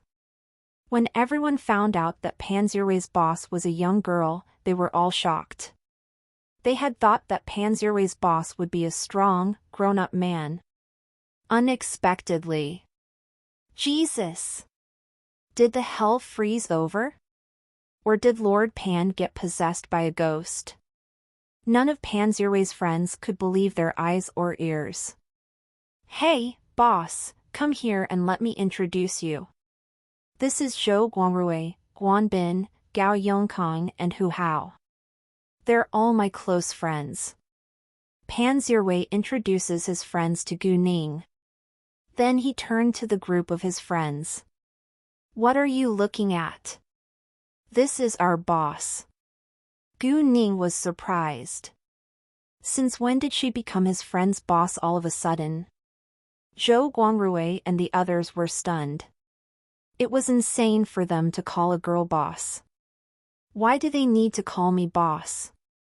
Gu Ning asked. "They're my best friends, so my boss is their boss," Pan Zhiwei said and took it for granted, although he was as domineering as usual. Zhou Guangrui and Hu Hao, who agreed with Pan Zhiwei, called Gu Ning their boss at once, but Guan Bin and Gao Yongkang refused to do so. "Lord Pan, are you crazy to make us call a young girl boss?" Guan Bin said with obvious dislike. "Don't you despise women? Why did you change your mind so abruptly? It's your own business to call a girl your boss, but I'm not going to do the same thing." Saying that, he looked at Gu Ning with disdain. In his eyes, Gu Ning must have trapped Pan Zhiwei with her beauty. Although he refused to call a girl his boss, he had to admit that Gu Ning was quite stunning even without makeup. If Pan Zhiwei didn't force them to call her boss, he would love to spend some time with such a beauty. Exactly, Lord Pan, you can't force us to do the same thing. It's your personal decision to call a girl your boss. Gao Yongkong had the same attitude as Guan Bin. Pan Zhiwei was furious because he thought that Gu Ning had been humiliated. I think that they're right. It's your personal decision and you can't force them to do so. Besides, you didn't ask my opinion either, Gu Ning interrupted him. Pan Zhiwei wouldn't listen to anyone but Gu Ning, so he gave up in the end. Fine, just call her Miss Gu, all right? Hearing that, everyone was shocked again. Since when did Pan Zhiwei become so obedient? Let's get inside now, Pan Zhiwei said, and guided Gu Ning, walking inside. However, he left his female companion behind. The young woman was mad, especially when Qiao Nana and Hao Mingqi gave her a gloating glance. As for the other two young women, they never aligned themselves with those gold diggers. Actually, from the beginning to the end, Pan Zhiwei never mentioned his female companion in front of Gu Ning. In his eyes, except Gu Ning, all the other women were as unimportant as accessories. Lord Pan, don't forget me. The young woman raised her voice in annoyance. Just come along yourself. Pan Zhiwei lost his patience and didn't even turn around for a second. The young woman was raging and hated Gu Ning to death. In her eyes, Gu Ning must be a siren who seduced her man. Otherwise, Lord Pan, who was well known for his bias against women, would never be so gentle and kind to her. Either way, the young woman still had to quickly follow them in her high heels. Gu Ning, of course, sensed the young woman's unkind look, but she didn't care. As long as the woman stayed away from her, she wouldn't bother to teach her a lesson. Right at this moment, Pan Zhiwei complained. Women are indeed troublesome. Your favorite ovals at n/vl/bin.com. What? Gu Ning squinted at him with a light sense of danger. Seeing that, Pan Zhiwei instantly explained. Boss, I didn't mean you. However, once he said it, Pan Zhiwei felt like it sounded strange. It sounded like he didn't think that Gu Ning was a woman, so Pan Zhiwei changed his words. No, I mean you're not one of those annoying women. Gu Ning remained quiet. The young woman came to Pan Zhiwei's side, reaching out her hand to hold his arm. She did that to show her ownership of him. However, just as her hand touched Pan Zhiwei, he got rid of it without delay. Just walk by yourself. Jiao, are you blind or something? Lord Pan is talking with his boss, and you shouldn't interrupt them. Hao Mingqi seized every chance to make fun of other women. Especially when she said the word boss, she intentionally stressed the sound. However, men could never tell the difference. Exactly, don't you see that I'm talking with my boss? Be quiet, or you can leave. Pan Zhiwei indeed failed to sense that Hao Mingqi was picking on Gu Ning, but agreed on her criticism towards Xia Jiao. Xia Jiao was so mad, but couldn't say a word to retort. Oh, boss, where are you from? Pan Zhiwei suddenly asked. He didn't realize that he knew so little about Gu Ning until now. City F, Gu Ning said. Hearing that, Guan Bin, Gao Yongkang, Qiao Nana, Hao Mingqi and Xia Jiao showed their disdain. In their eyes, City F was just a small third-tier city. Actually, City F wasn't small, but it was barely comparable to City B. The other people in their group weren't that snobbish. They didn't care where Gu Ning came from, and only those self-centered men and women would think that they were better than others. When will you go back home? If you're not in a hurry, I can take you to visit some fun places in City B, Pan Zirwei said. I won't be staying here for very long, and I still need to deal with something else too, Gu Ning said. Fine. Pan Zirwei was disappointed. Before the horse racing started, there was a ceremony for the appearance of the riders and horses. The horse racing fans could observe the horses from a close distance and make judgments over the horse's competitive state by the horse's coat color, pace, eyes, and amount of sweat. According to the information they collected, senior horse racing fans would then place a bet. At the end of the debut, riders would mount their horses and ride to the gate. That would be the best time to observe the state of the horse. By observing their jogging, people could understand whether the horse was in good condition and whether the horse was satisfied with the condition of the track today. Therefore, when they walked into the field, they didn't immediately go to the VIP room, but instead went to observe the horses. However, they encountered trouble halfway. Oh, isn't this Lord Pan? What? You're bringing your girlfriend and the other woman together here today? Wow, you all get along so well, a man said sarcastically from one side, and they all stopped to look at the man. The man was coming towards them along with 7 other people. There were 4 men and 4 women. The leading man was walking in the front with a cigarette dangling from his mouth. He seemed very proud and rude. What he had said made Pan Zirwei furious. Zhao Konglin, shut your mouth. And don't humiliate my boss. Boss? They were stunned and laughed loudly as if they had just heard a hilarious joke. Ha ha, Pan Zirwei, do you mean that this girl is your boss? Zhao Konglin leered at Gu Ning. She's pretty.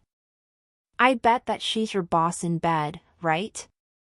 If she's so good, why don't you lend her to me for a couple of days? Hearing that, they laughed loudly again. Even Guanbin and the others who disliked Gu Ning were gloating. Gu Ning was displeased, and she definitely wouldn't tolerate such a humiliation. However, before Gu Ning could move, Pan Zirwei ran forward in anger. Zhao Konglin, F*CKU. People around them took out their phones to take a video when they saw that there could be a fierce fight. Facing Pan Zirwei, who was furious, Zhao Konglin didn't care at all. Pan Zirwei, since when can you beat me in a fight? Saying that, he grabbed Pan Zirwei's fist and kicked at Pan Zirwei's stomach.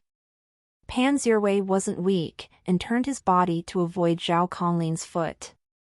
He then caught Zhao Konglin's palm before attacking Zhao Konglin again, but Zhao Konglin escaped away. Security guards heard the noise and ran over. However, before they could stop the 2 men, Pan Zirwei and Zhao Konglin interrupted. Stay away! There were rules at the horse racing field. If the parties refused security guards getting involved, they wouldn't. However, if anyone was hurt or killed, the horse racing field wouldn't bear any responsibility. After Pan Zirwei and Zhao Konglin had fought against each other for a few minutes, Zhao Konglin hit Pan Zirwei right on his chest, and Pan Zirwei was knocked backwards a few steps. Pan Zirwei was good at fighting because he fought a lot. However, Zhao Konglin had served in the army for 3 years and had been trained professionally. That being the case, Pan Zirwei was barely an opponent for Zhao Konglin. Lord Pan, are you all right? Do you need us to call the ambulance? A security guard walked forward and asked Pan Zirwei. Zirwei, are you all right? Zhou Guangrui and those who cared about Pan Zirwei came to him too. I'm fine. Although he felt great pain from his chest, it was tolerable. In addition, he was already used to it. Gu Ning took out a porcelain bottle at once and gave it to Pan Zirwei. Here, take it. Although the power crystal was quite valuable, Gu Ning was willing to give it to her friend. What is this? Pan Zirwei asked.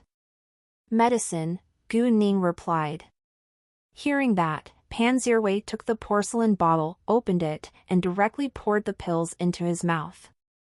The moment the pills went into his mouth, they melted, and a flow of coldness spread like lightning through his body. It was unusually comfortable. Before long, the pain in his chest was greatly relieved, and Pan Zirwei was astonished. Right when he was about to ask Gu Ning what kind of medicine this was, Gu Ning had already walked to Zhao Konglin. "Oh, beauty, what? Do you want to follow me after witnessing how weak your man is?" F***CKU. Gu Ning swore at him before she kicked at Zhao Konglin. Gu Ning moved so fast and Zhao Konglin didn't expect that she dared to attack him, so he was heavily hit without being prepared. Ah! Zhao Konglin was kicked into the air and fell down 3 meters away. His body even slid a few more meters when he fell, and didn't stop until it knocked into the stairs. Everyone was shocked seeing the scene. What? This young girl just kicked Zhao Konglin into the air? None of them could believe their eyes, because it was so unbelievable. Wow, boss, you're so awesome! Pan Zirwei ran to Gu Ning and shouted in excitement. Pan Zirwei knew that Gu Ning was a kung fu master, so he wasn't very shocked, although he was impressed. New chapters will be fully updated at novl/bin.com. Hearing Pan Zirwei's voice, the others finally got their mind back. Gu Ning truly had kicked Zhao Konglin into the air right in front of their eyes. Although it was incredible, they all saw it with their own eyes. Jesus! She is so strong! Everyone had the same thought. And they also believed that Gu Ning had to be a kung fu master. Zhao Konglin's friends and security guards all ran to his side. Seeing that his face was pale from the pain and that he could barely move, they all asked, "Lord Zhao, are you all right?" Hearing the question, Zhao Konglin was furious. His body was in great pain, and he almost lost his breath, but these people were still asking whether he was all right. If Zhao Konglin could utter a word now, he would definitely swear at them. Damn it! This damn girl is so powerful. Zhao Konglin thought to himself, and set himself to get revenge. Luckily, Zhao Konglin was physically strong too. Otherwise, he would have passed out. Seeing that Zhao Konglin was badly injured, a security guard called the ambulance at once. Although what happened to Zhao Konglin had nothing to do with the horse racing field, they couldn't let him die. This time, Guan Bin and the others who had disliked Gu Ning were totally shocked. They now understood why Pan Zirwei regarded her as his boss. And none of them dared despise Gu Ning anymore, let alone annoy her. Gu Ning coldly stared at Zhao Konglin, which terrified him. He couldn't be more familiar with such a sharp look, and ordinary people could never do it. This young girl couldn't be simple. Gu Ning aimed to scare and threaten Zhao Konglin. Seeing that he was frightened, Gu Ning said icily, "This is the price of humiliating me. If it ever happens again, you can't bear the result." Although Zhao Konglin felt threatened by Gu Ning's power, he hated her to death. Thus, he wouldn't give up on getting revenge on Gu Ning. He remained quiet just because he was badly injured. Check new chapters at novlbin.com. Seeing that Gu Ning was so powerful, a woman from Zhao Konglin's group felt like she looked familiar. "Oh," the woman suddenly said, which attracted people's attention. She is the young girl who rescued the injured female fan at the airport yesterday." The woman pointed at Gu Ning in excitement. The woman recognized Gu Ning's face. "What? She is the young girl who rescued the injured female fan at the airport yesterday? It's her?" Hearing that, those who had heard the news were all surprised. One of them immediately took out his phone and checked the picture. "Jesus! It is her! Let's go!" Gu Ning said to Pan Zirwei. She disliked the noisy crowd. She walked ahead alone, quickly followed by Pan Zirwei. Meanwhile, some people posted videos of their fight on the internet and it went viral again. The videos were attached with a description of their conflict, so the majority supported Gu Ning.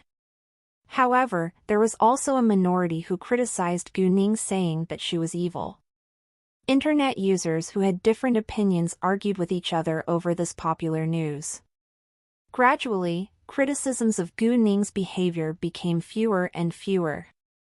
Gu Ning, on the other hand, didn't care about it at all, because she knew that what she had done was right. "Boss, do you play horse betting?" Pan Zirwei asked. "No," Gu Ning said. Then, Pan Zirwei introduced horse betting to Gu Ning. In each race, there would be 12 horses. Before the race started, punters, 1, would choose a horse which was most likely to win and fill its number along with the amount they wanted to bet on the horse racing lottery ticket, then they handed it to the service counter for recording. After the race was over, if the result was the same as the punter's bet, punters would get a reward according to the betting ratio. In addition, there were many types of betting in horse racing. Win meant punters placed the bet that their chosen horse would come first in a race. Place meant punters placed the bet that their chosen horse would be any one of the top 3 horses in a race. Quinella meant punters placed the bet that their chosen horses would be the first and second horses in a race. Trio meant punters placed the bet that their chosen horses would be the top 3 horses in any order in a race. Apart from those, there were many other types of betting, like first 4, quartet, tierce and so forth. If punters thought that it wasn't fun enough to bet on only one race, they could choose to bet on different races in a group, which was called all-up. Simply by placing bets in the same or different betting pools for 2 to 6 races. Any dividend entitlement from a winning leg would be automatically carried forward and reinvested in the subsequent leg specified in the punter's bet selection. To experience the betting entertainment and increase the challenge, punters might also consider the multi-race pools or pools with a possible jackpot. A punter could win several million yuan from a race by that. Gu Ning, with her jade eyes, easily distinguished the good horses from the bad ones, but it was still difficult to know the results, because the results could be arranged beforehand. "Boss, which horse are you going to bet on?" "I can place the bet for you," Pan Zirwei said to please Gu Ning. "Thanks, I'll do it myself." Gu Ning declined. She wasn't willing to let men, other than Leng Xiaoting, pay her bills. Since Gu Ning declined, Pan Zirwei wouldn't insist. He knew that Gu Ning was rich. "Lord Pan, place a bet for me please," Xia Jiao said, acting cute in front of Pan Zirwei. However, this time, she did it not because of Gu Ning, but because Guan Bin and Gao Yongkong had both placed bets for their female companions. Xia Jiao didn't want to be the odd one out, or she would be laughed at by other women. "Fine, just give me your lottery ticket after you fill it in." Pan Zirwei didn't reject her. He had spent a lot of money on women and didn't care about a bet. With Pan Zirwei's permission, Xia Jiao was excited and ran to get a lottery ticket to fill. She of course knew nothing about horse betting, so she understood that she was just wasting money for fun. In reality, Xia Jiao didn't have much money, because the rich heirs would only buy expensive bags, clothes, and makeup for her, but seldom gave her cash. "What betting types do you usually choose?" Gu Ning asked Pan Zirwei. "I think the others are complicated, so I chose Win, and I bet on number 5, Pan Zirwei said. He thought that the number 5 horse was most likely to win. He had no idea how to make good judgments about the horse's competitive state by the horse's coat color, pace, eyes and sweating. He simply made his decision randomly. "I don't think that number 5 is a good choice. Instead, number 4, 7 and 10 are more likely to win," Gu Ning said. Although she was giving Pan Zirwei hints, she wouldn't force him to follow her opinion because she wasn't 100% sure she was right. In Pan Zirwei's eyes, Gu Ning was almighty. Since Gu Ning said so, he would definitely follow her lead. Even if they lost, he wouldn't blame Gu Ning. Gu Ning didn't avoid Pan Zhiwei and directly wrote down the numbers she bet on.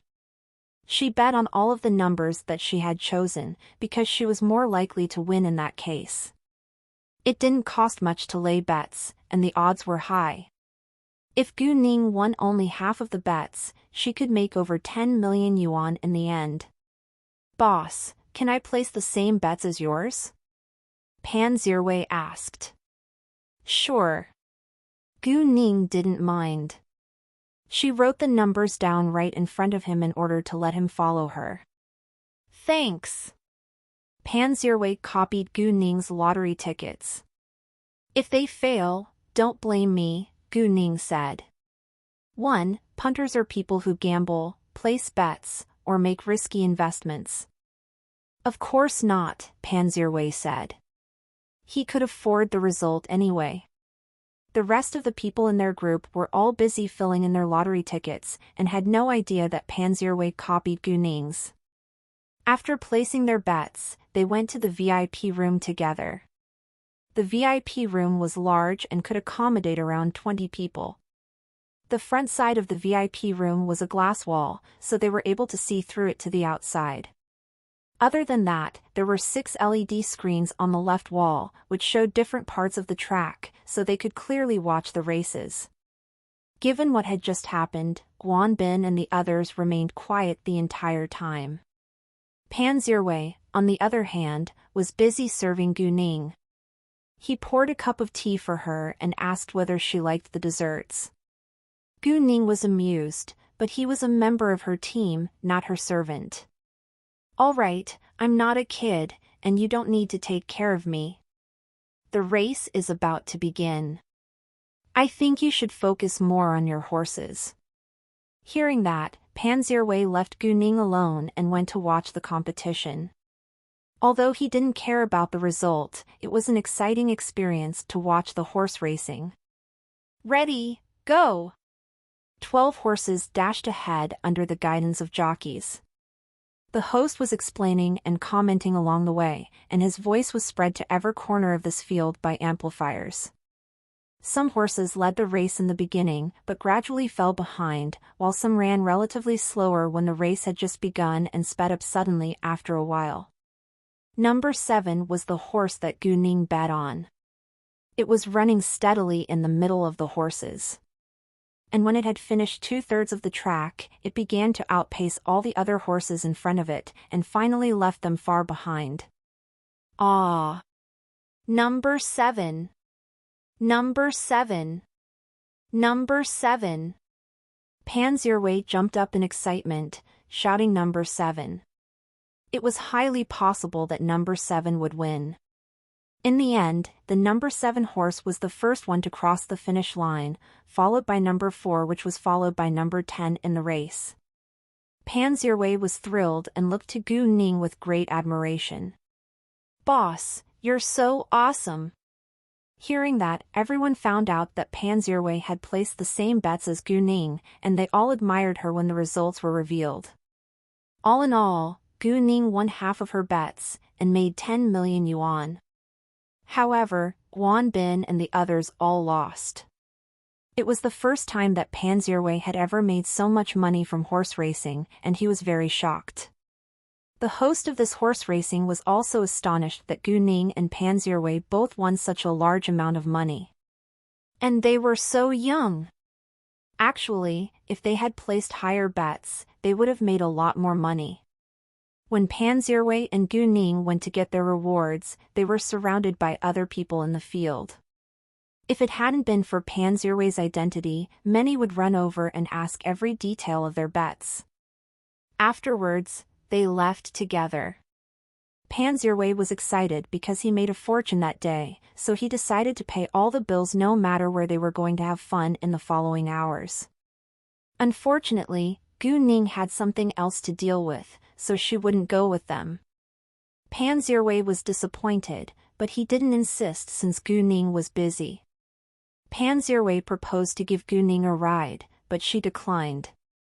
Before she left, Gu Ning reminded Pan Zhiwei to be careful, because she had a feeling that Zhao Conglin would come to him soon. Pan Zhiwei also knew that Zhao Conglin was mean and cruel, so he would go somewhere that Zhao Conglin wouldn't dare to cause trouble. After they separated, Gu Ning called Tang Haifeng. Tang Haifeng was more than happy to receive Gu Ning's call. "Girl Gu, are you free now?" "Yes, so I called you Grandpa. Would you mind coming out to have dinner with me this afternoon?" Gu Ning invited. "Of course, but I don't feel well today. Can you visit me at my home and we can share dinner together then?" Tang Haifeng wanted Gu Ning to go to the Tang family's house, so he lied. He already regarded her as his granddaughter, and he wanted her to visit his home. Gu Ning understood that Tang Haifeng was lying, but she had also had the thought of visiting the Tang family's house. They were a family after all, and she was curious to meet other members in the Tang family to see whether they were easygoing. Gu Ning didn't want Gu Man to be bullied in the future. "Sure." Gu Ning agreed. Hearing that, Tang Haifeng was excited. "Where are you right now? I can send a chauffeur to pick you up." Gu Ning told Tang Haifeng her location. Coincidentally, the horse racing field wasn't far from the Tang family's house, and it only took half an hour of driving to get there if there were no traffic jams. While she was waiting, Gu Ning went to a hidden place to take her suitcase out of her telepathic eye space. She was on a trip, and it would be strange if she didn't have any suitcases. She also needed to take something out in the Tang family's house, and it wouldn't be convenient to do it there. Half an hour later, a car stopped in front of Gu Ning. The person who came to pick Gu Ning up was called Tang Wen. "Miss Gu, nice to meet you." Tang Wen got out of the car and greeted Gu Ning. "Nice to meet you too, Uncle Tang," Gu Ning said. Tang Wen was 35 years old, so she called him her uncle. Tang Wen went to open the car door for Gu Ning first, and then put her suitcase in the trunk. The Tang family was the #1 richest family in City B, and they lived in an old house with a long history. Although the old house was located a little far from downtown, it was priceless because of its history. There were many high-end villas around it too. The Tang family's house was old, but it had already been rebuilt and expanded. Now, the Tang family's house was nearly 2,000 square meters, and most of it was covered by green plants. The main living building in the enormous house was around 600 square meters. Such a priceless house with a long history was rare, but not the most luxurious one, because not every rich person would live in a luxurious house to match his identity. Some rich people loved to keep a low profile. When the car had just driven through the gate of the Tang family's house, Gu Ning saw Tang Haifeng waiting outside the main living building. "Vi sit en velben, cm for eu ovals." The car passed the front garden and stopped in front of the main living building. A domestic servant went to open the car door, and Gu Ning stepped out. Seeing Tang Haifeng, Gu Ning teased. "Grandpa, I thought you weren't feeling well. Why did you not stay inside, but instead came out to welcome me?" Master Tang understood that Gu Ning was joking, but he didn't feel embarrassed at all. "Well, you caught me, but I simply wanted you to visit me at home." Gu Ning smiled gently, but didn't say anything. "Come on in." "It's cold out here," Tang Haifeng said. Gu Ning then walked over and supported Tang Haifeng walking inside. "Grandpa, how's your body recently?" Gu Ning asked with concern. "Very good. Thanks to your help, I am already cured of heart disease, and I'm getting stronger. It's as if I'm 20 years younger now." Saying that, Tang Haifeng was more than happy. The elderly cared about their physical condition the most, and nobody wanted to be tormented by diseases. When they entered the hall and had a seat, cups of tea, fruits, and desserts were already placed on the table. "Girl Gu, have some fruits and desserts if you like. Just take this as your own home. We will probably have dinner a little late because I invited your uncles to join us tonight, Tang Haifeng said. Sure, no problem, Gu Ning replied. She was looking forward to meeting Tang Yunfan. Although she had seen his picture, she would love to meet him in person. At this time, the housekeeper, Quan Bo Hong, came out with a plate of freshly baked dessert. When his sight fell on Gu Ning, he was quite surprised.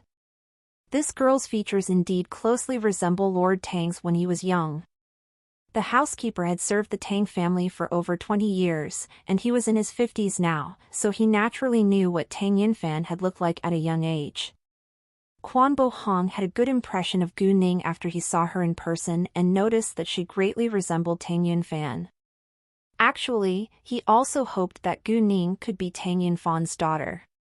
In that case, Tang Yunfan wouldn't be alone throughout this lifetime. Girl Gu, this is our housekeeper, you can just call him Uncle Quan. Tang Haifeng introduced to Gu Ning. Visit en Velben, cm for you ovals. Nice to meet you, Uncle Quan, Gu Ning said politely, standing up to greet Quan Bo Hong. Nice to meet you too, Miss Gu. Please have a seat, Quan Bo Hong replied. After chatting with Tang Haifeng for a short while, Gu Ning left for the bathroom. A young man ran into the hall from outside shouting, Grandpa, I'm home. Seeing Tang Jiakai being so naughty, Tang Haifeng scolded him. Don't run so fast. What if you knocked into someone? Tang Jiakai indeed almost knocked the housekeeper over when he was running inside. Tang Jiakai rubbed his head in embarrassment. I'm sorry. I won't do it again. Saying that, Tang Jiakai glanced around the room, but didn't see Gu Ning. He was very disappointed. Grandpa, didn't you say that my younger sister is home? Where is she? He ran home the moment his grandpa told him that Gu Ning was in the Tang family's house.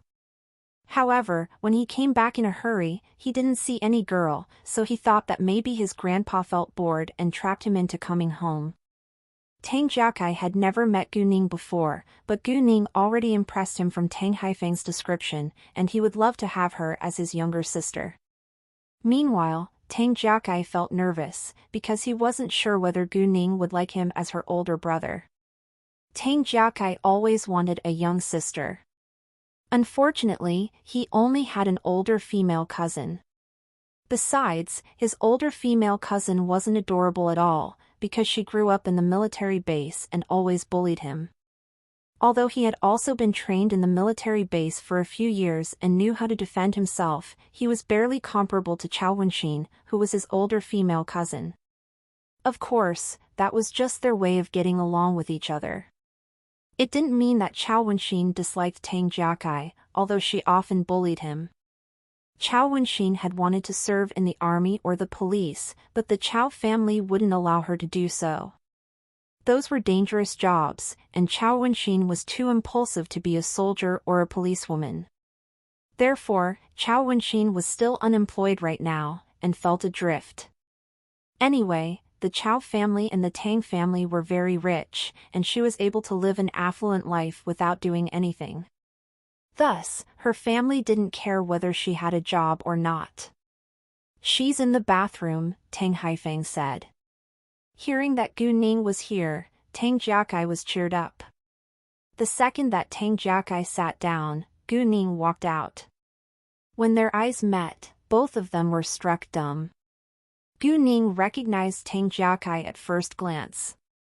Tang Jiakai, on the other hand, thought that Gu Ning looked quite familiar. Oh, it's you! Tang Jiakai rounded his eyes in shock and abruptly stood up in excitement. Hearing that, Tang Haifeng was curious. Jiakai, do you know girl Gu? Gu Ning thought that he must have read some news about her on the internet, because they had never met before. She was right.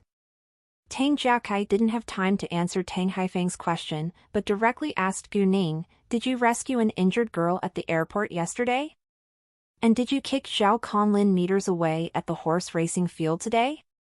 And did you win all the bets and make 10 million yuan within a day? Hearing what Tang Jiakai had said, Tang Haifeng was astonished too. He heard the news of the stampede at the airport, but he had heard nothing about the horse racing field. It was also shocking news that Gu Ning was able to make 10 million by horse betting. Tang Jiakai didn't read the news of horse racing field on the internet, he heard it from his friend. The young heir of the horse racing field was Tang Jiakai's good friend, and he told Tang Jiakai everything. Unexpectedly, the girl who became famous in the horse racing field in a day was Gu Ning, and she was in Tang Jiakai's home now. Yes, it was me. Gu Ning smiled. Gu Ning didn't show any pride or arrogance, because it was no big deal for her. Jesus! You're so awesome! Tang Jiakai exclaimed. He now really admired Gu Ning, then he laughed. Ha ha! If Ouyang and my other friends find out that the girl who shocked them is my younger sister, they will be so jealous.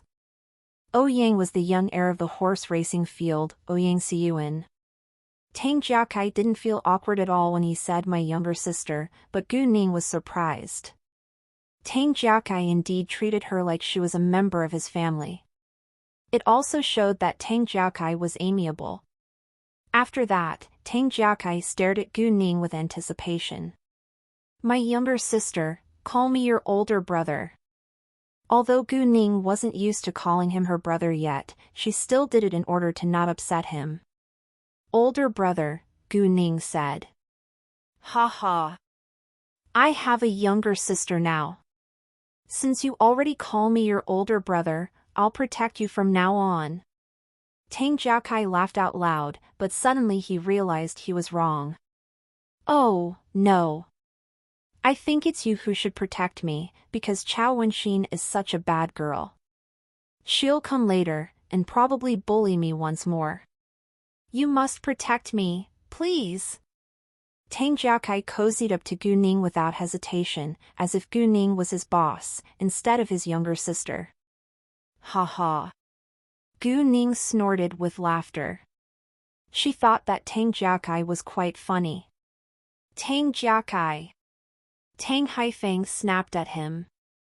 Tang Jiakai didn't think that it was a big deal and argued.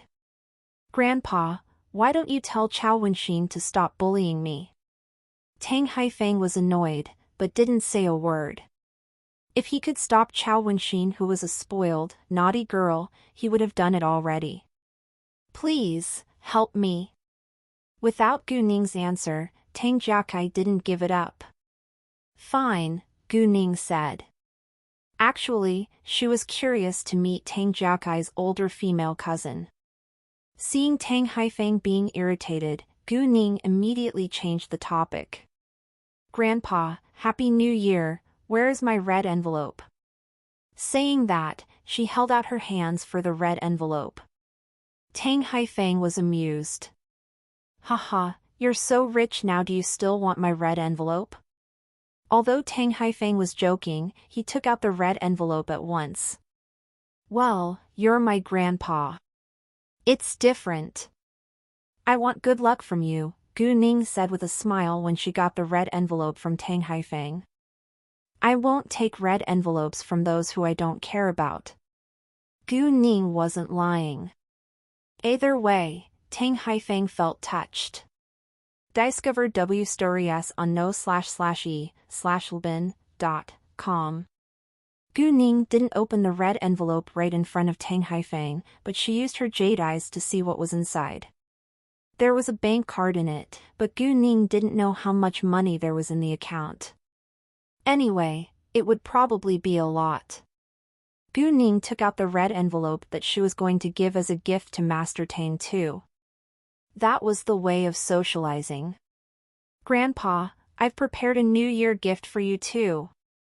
Gu Ning said and walked to her suitcase. What is it?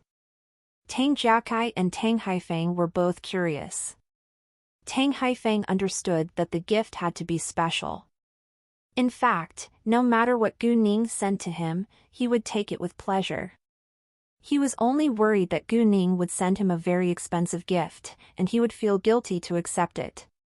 It won't be a surprise if I directly tell you, so you need to open it yourself, Gu Ning said. She opened her suitcase and took out a medium-sized paper box. Then she walked back to Tang Haifeng and handed the present to him. Tang Haifeng took it with curiosity and placed it on the table. Tang Jiakai came closer at once. The box was opened, and there was an object wrapped in a red cloth. Tang Haifeng cautiously unwrapped the red cloth and was amazed to see what was inside.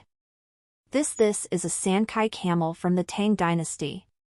Tang Haifeng recognized it at first sight, and he believed that it had to be real since it was a gift from Gu Ning.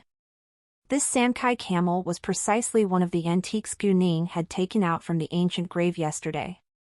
Tang Sankai was a versatile type of decoration on Chinese pottery using glazes or slip, predominantly in the three colors of brown, green, and a creamy off-white. It was particularly associated with the Tang dynasty.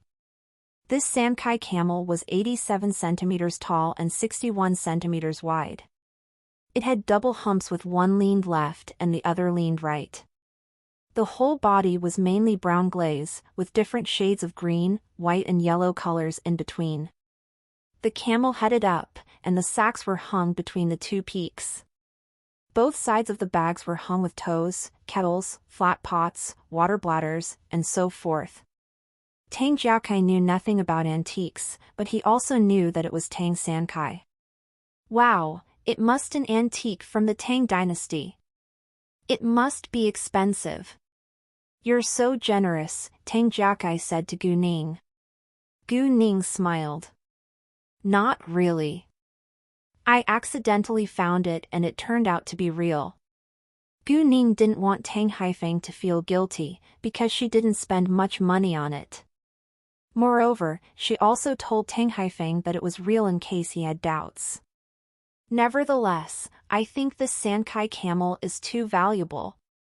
Tang Haifeng still didn't think that he should accept this gift, which was worth at least dozens of millions of yuan. Grandpa, if you don't accept my gift, I won't accept your red envelope either, Gu Ning said, and pretended to be displeased. Well. Tang Haifeng hesitated. His red envelope was barely comparable to the Sankai camel. And, I also want to ask Grandpa for a favor. In order to let Tang Haifeng accept her gift, Gu Ning thought of something to ask him for help. Of course I'll help you, even without this Sankai camel. Tang Haifeng said. The thing is, I established a jewelry company a while ago, and I want to open a branch in City B now. However, I'm not familiar with City B, so I want Grandpa to help me find a store with a good location along with a good manager, Gu Ning said. The idea just dawned on her, because she was so occupied with work now that she hardly had time to deal with the branch. Therefore, Gu Ning brought it up now simply because she wanted Tang Haifeng to accept her gift without hesitation. And she planned to use the excuse that she needed their promotion later when she was going to give jewelry to the ladies in the Tang family. No problem. Tang Haifeng answered with alacrity. However, this Sankai camel. Grandpa. Gu Ning interrupted him. Do you still regard me as a member of your family? Of course I do. Tang Haifeng immediately said. Then please accept it. If you refuse to do so, I'll leave right away and dump it into a trash can. Gu Ning acted like a spoiled naughty child. Although he knew that Gu Ning said it on purpose, Tang Haifeng was still annoyed. He was really afraid that Gu Ning would throw the Sankai camel away, which would be a great loss. Fine, I'll accept it, all right? Tang Haifeng compromised. Gu Ning then smiled with satisfaction. Seeing Gu Ning handling Master Tang so well, Tang Jiakai couldn't help admiring her. You're so good at acting. Are you interested in being an actress? I can be your agent. He was joking too. Nonsense. Tang Haifeng said. I think that girl Gu is born to be the big boss. Gu Ning smiled gently, but didn't say anything. After that, Tang Haifeng was absorbed in the Sankai camel and kept looking at it from different angles, while Tang Jiaokai talked with Gu Ning. Or to be more specific, it was more like Tang Jiaokai continuously asked Gu Ning questions. Sister, how are your studies? Sister, which university is your favorite? Sister, why don't you attend a university in City B? Sister, you're so outstanding at such a young age. You're adept at kung fu, you know how to cure people, you know stone gambling and antiques, and most importantly, you know business. Sister, would you mind if I followed your lead from now on? Find PT Tez on n/vln.cm. Tang Jiaokai, enough. Tang Haifeng couldn't stand his noise anymore. Tang Haifeng was displeased, and Tang Jiaokai could only close his mouth. Oh, girl Gu, why don't you stay in this house before you leave City B? Tang Haifeng asked Gu Ning. Thanks, Grandpa, but I think I'll stay in the hotel. Gu Ning declined politely. She indeed had the idea to have a tour around this grand house, but she didn't want to stay here at night, which wouldn't be convenient or comfortable for her. Come on, sister, there are so many rooms for so few people here. Just stay with us. Tang Jiaokai said. Thanks, but I have other things to deal with. Gu Ning declined again. Since Gu Ning said so, Tang Jiaokai and Tang Haifeng didn't insist. Well, could you visit me more often as long as you're free in City B? I get bored, Tang Haifeng said. Gu Ning smiled. No problem. However, she would be going home in a few days. Around 5 p.m., Chao Wenxin arrived. Once she walked in, she raised her voice. Tang Jiaokai, where are you now? How dare you challenge me? And where is your helper? Hearing the voice, it was apparent that Chao Wenxin had a fiery temper. Gu Ning figured it out instantly. Tang Jiaokai must have challenged Chao Wenxin the moment she had promised to protect him. However, she had only promised to protect him when he was bullied by others. How come it ended up being a challenge? Wasn't he afraid that Gu Ning might lose? Tang Jiaokai really believed in Gu Ning. Since Gu Ning was able to kick Zhao Conglin 3 meters away, it shouldn't be difficult for her to beat Chao Wenxin. Within seconds, Chao Wenxin had already run into the room. Don't shout in public. It's not polite. Tang Haifeng criticized, but he was already used to it. Nevertheless, Gu Ning was here today, so Tang Haifeng didn't want to scare her. Chao Wenxin didn't listen to Tang Haifeng, as usual, but she was surprised when she saw Gu Ning. Tang Jiaokai, is this your girlfriend? She is pretty. No one could blame Chao Wenxin for mistaking Gu Ning as Tang Jiaokai's girlfriend, because Gu Ning was their age and was a stranger. In addition, it was the first time that Tang Jiaokai had brought a girl home, so it had to be his girlfriend. What are you talking about? She's not. Tang Jiaokai felt a little embarrassed. Really? Chao Wenxin didn't believe him. She's Grandpa's new granddaughter, Tang Jiaokai said. Oh, she is Gu Ning? Chao Wenxin was amazed. Chao Wenxin had heard of Gu Ning from Tang Haifeng, and she admired Gu Ning too. The Tang family never treated people differently because of their family background. On the contrary, they were all kind and grateful. Hi! Gu Ning stood up and greeted Chao Wenxin. Hi, I'm Chao Wenxin. Since you're my grandpa's new granddaughter, then you'll be my younger sister. I'll protect you from now on, Chao Wenxin said, and caught Gu Ning's shoulder like they were already close sisters. Gu Ning had saved her grandpa, so she was the Tang family's lifesaver.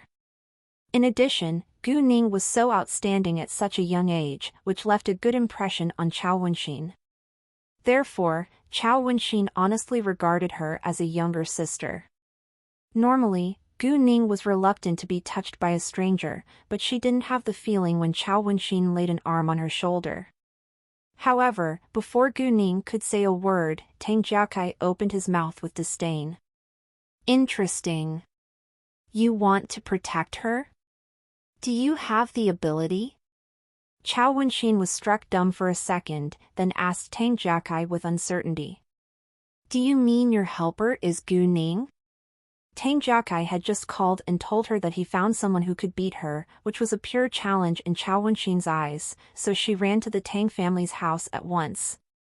Yes, you're right, Tang Jiakai said proudly. Chao Wenxin turned to Gu Ning. Do you fight? It wasn't because Chao Wenxin didn't believe Tang Jiakai, but she respected Gu Ning and wanted to hear the answer from Gu Ning's mouth. Yes, Gu Ning said with a slight smile. Great, then let's have a fight. If you can beat me, I won't bully Tang Jiakai anymore, Chao Wenxin said. Of course you can reject. I won't force you. Chao Wenxin had a fiery temper, but she also had respect towards others and always kept her promises. However, the Tang family was an exception, like Tang Jiakai. Tang Jiakai was utterly unwilling to practice fighting skills with Chao Wenxin because he was beaten by Chao Wenxin every time. My lovely sister, my future relies on you now, Tang Jiakai said to Gu Ning and begged. Gu Ning gave him a resigned smile. I will do my best. Not only because of Tang Jiakai, but because Gu Ning also wanted to have a competition with Chao Wenxin. Well, that's all for this part, trekkers. See you all in the next video.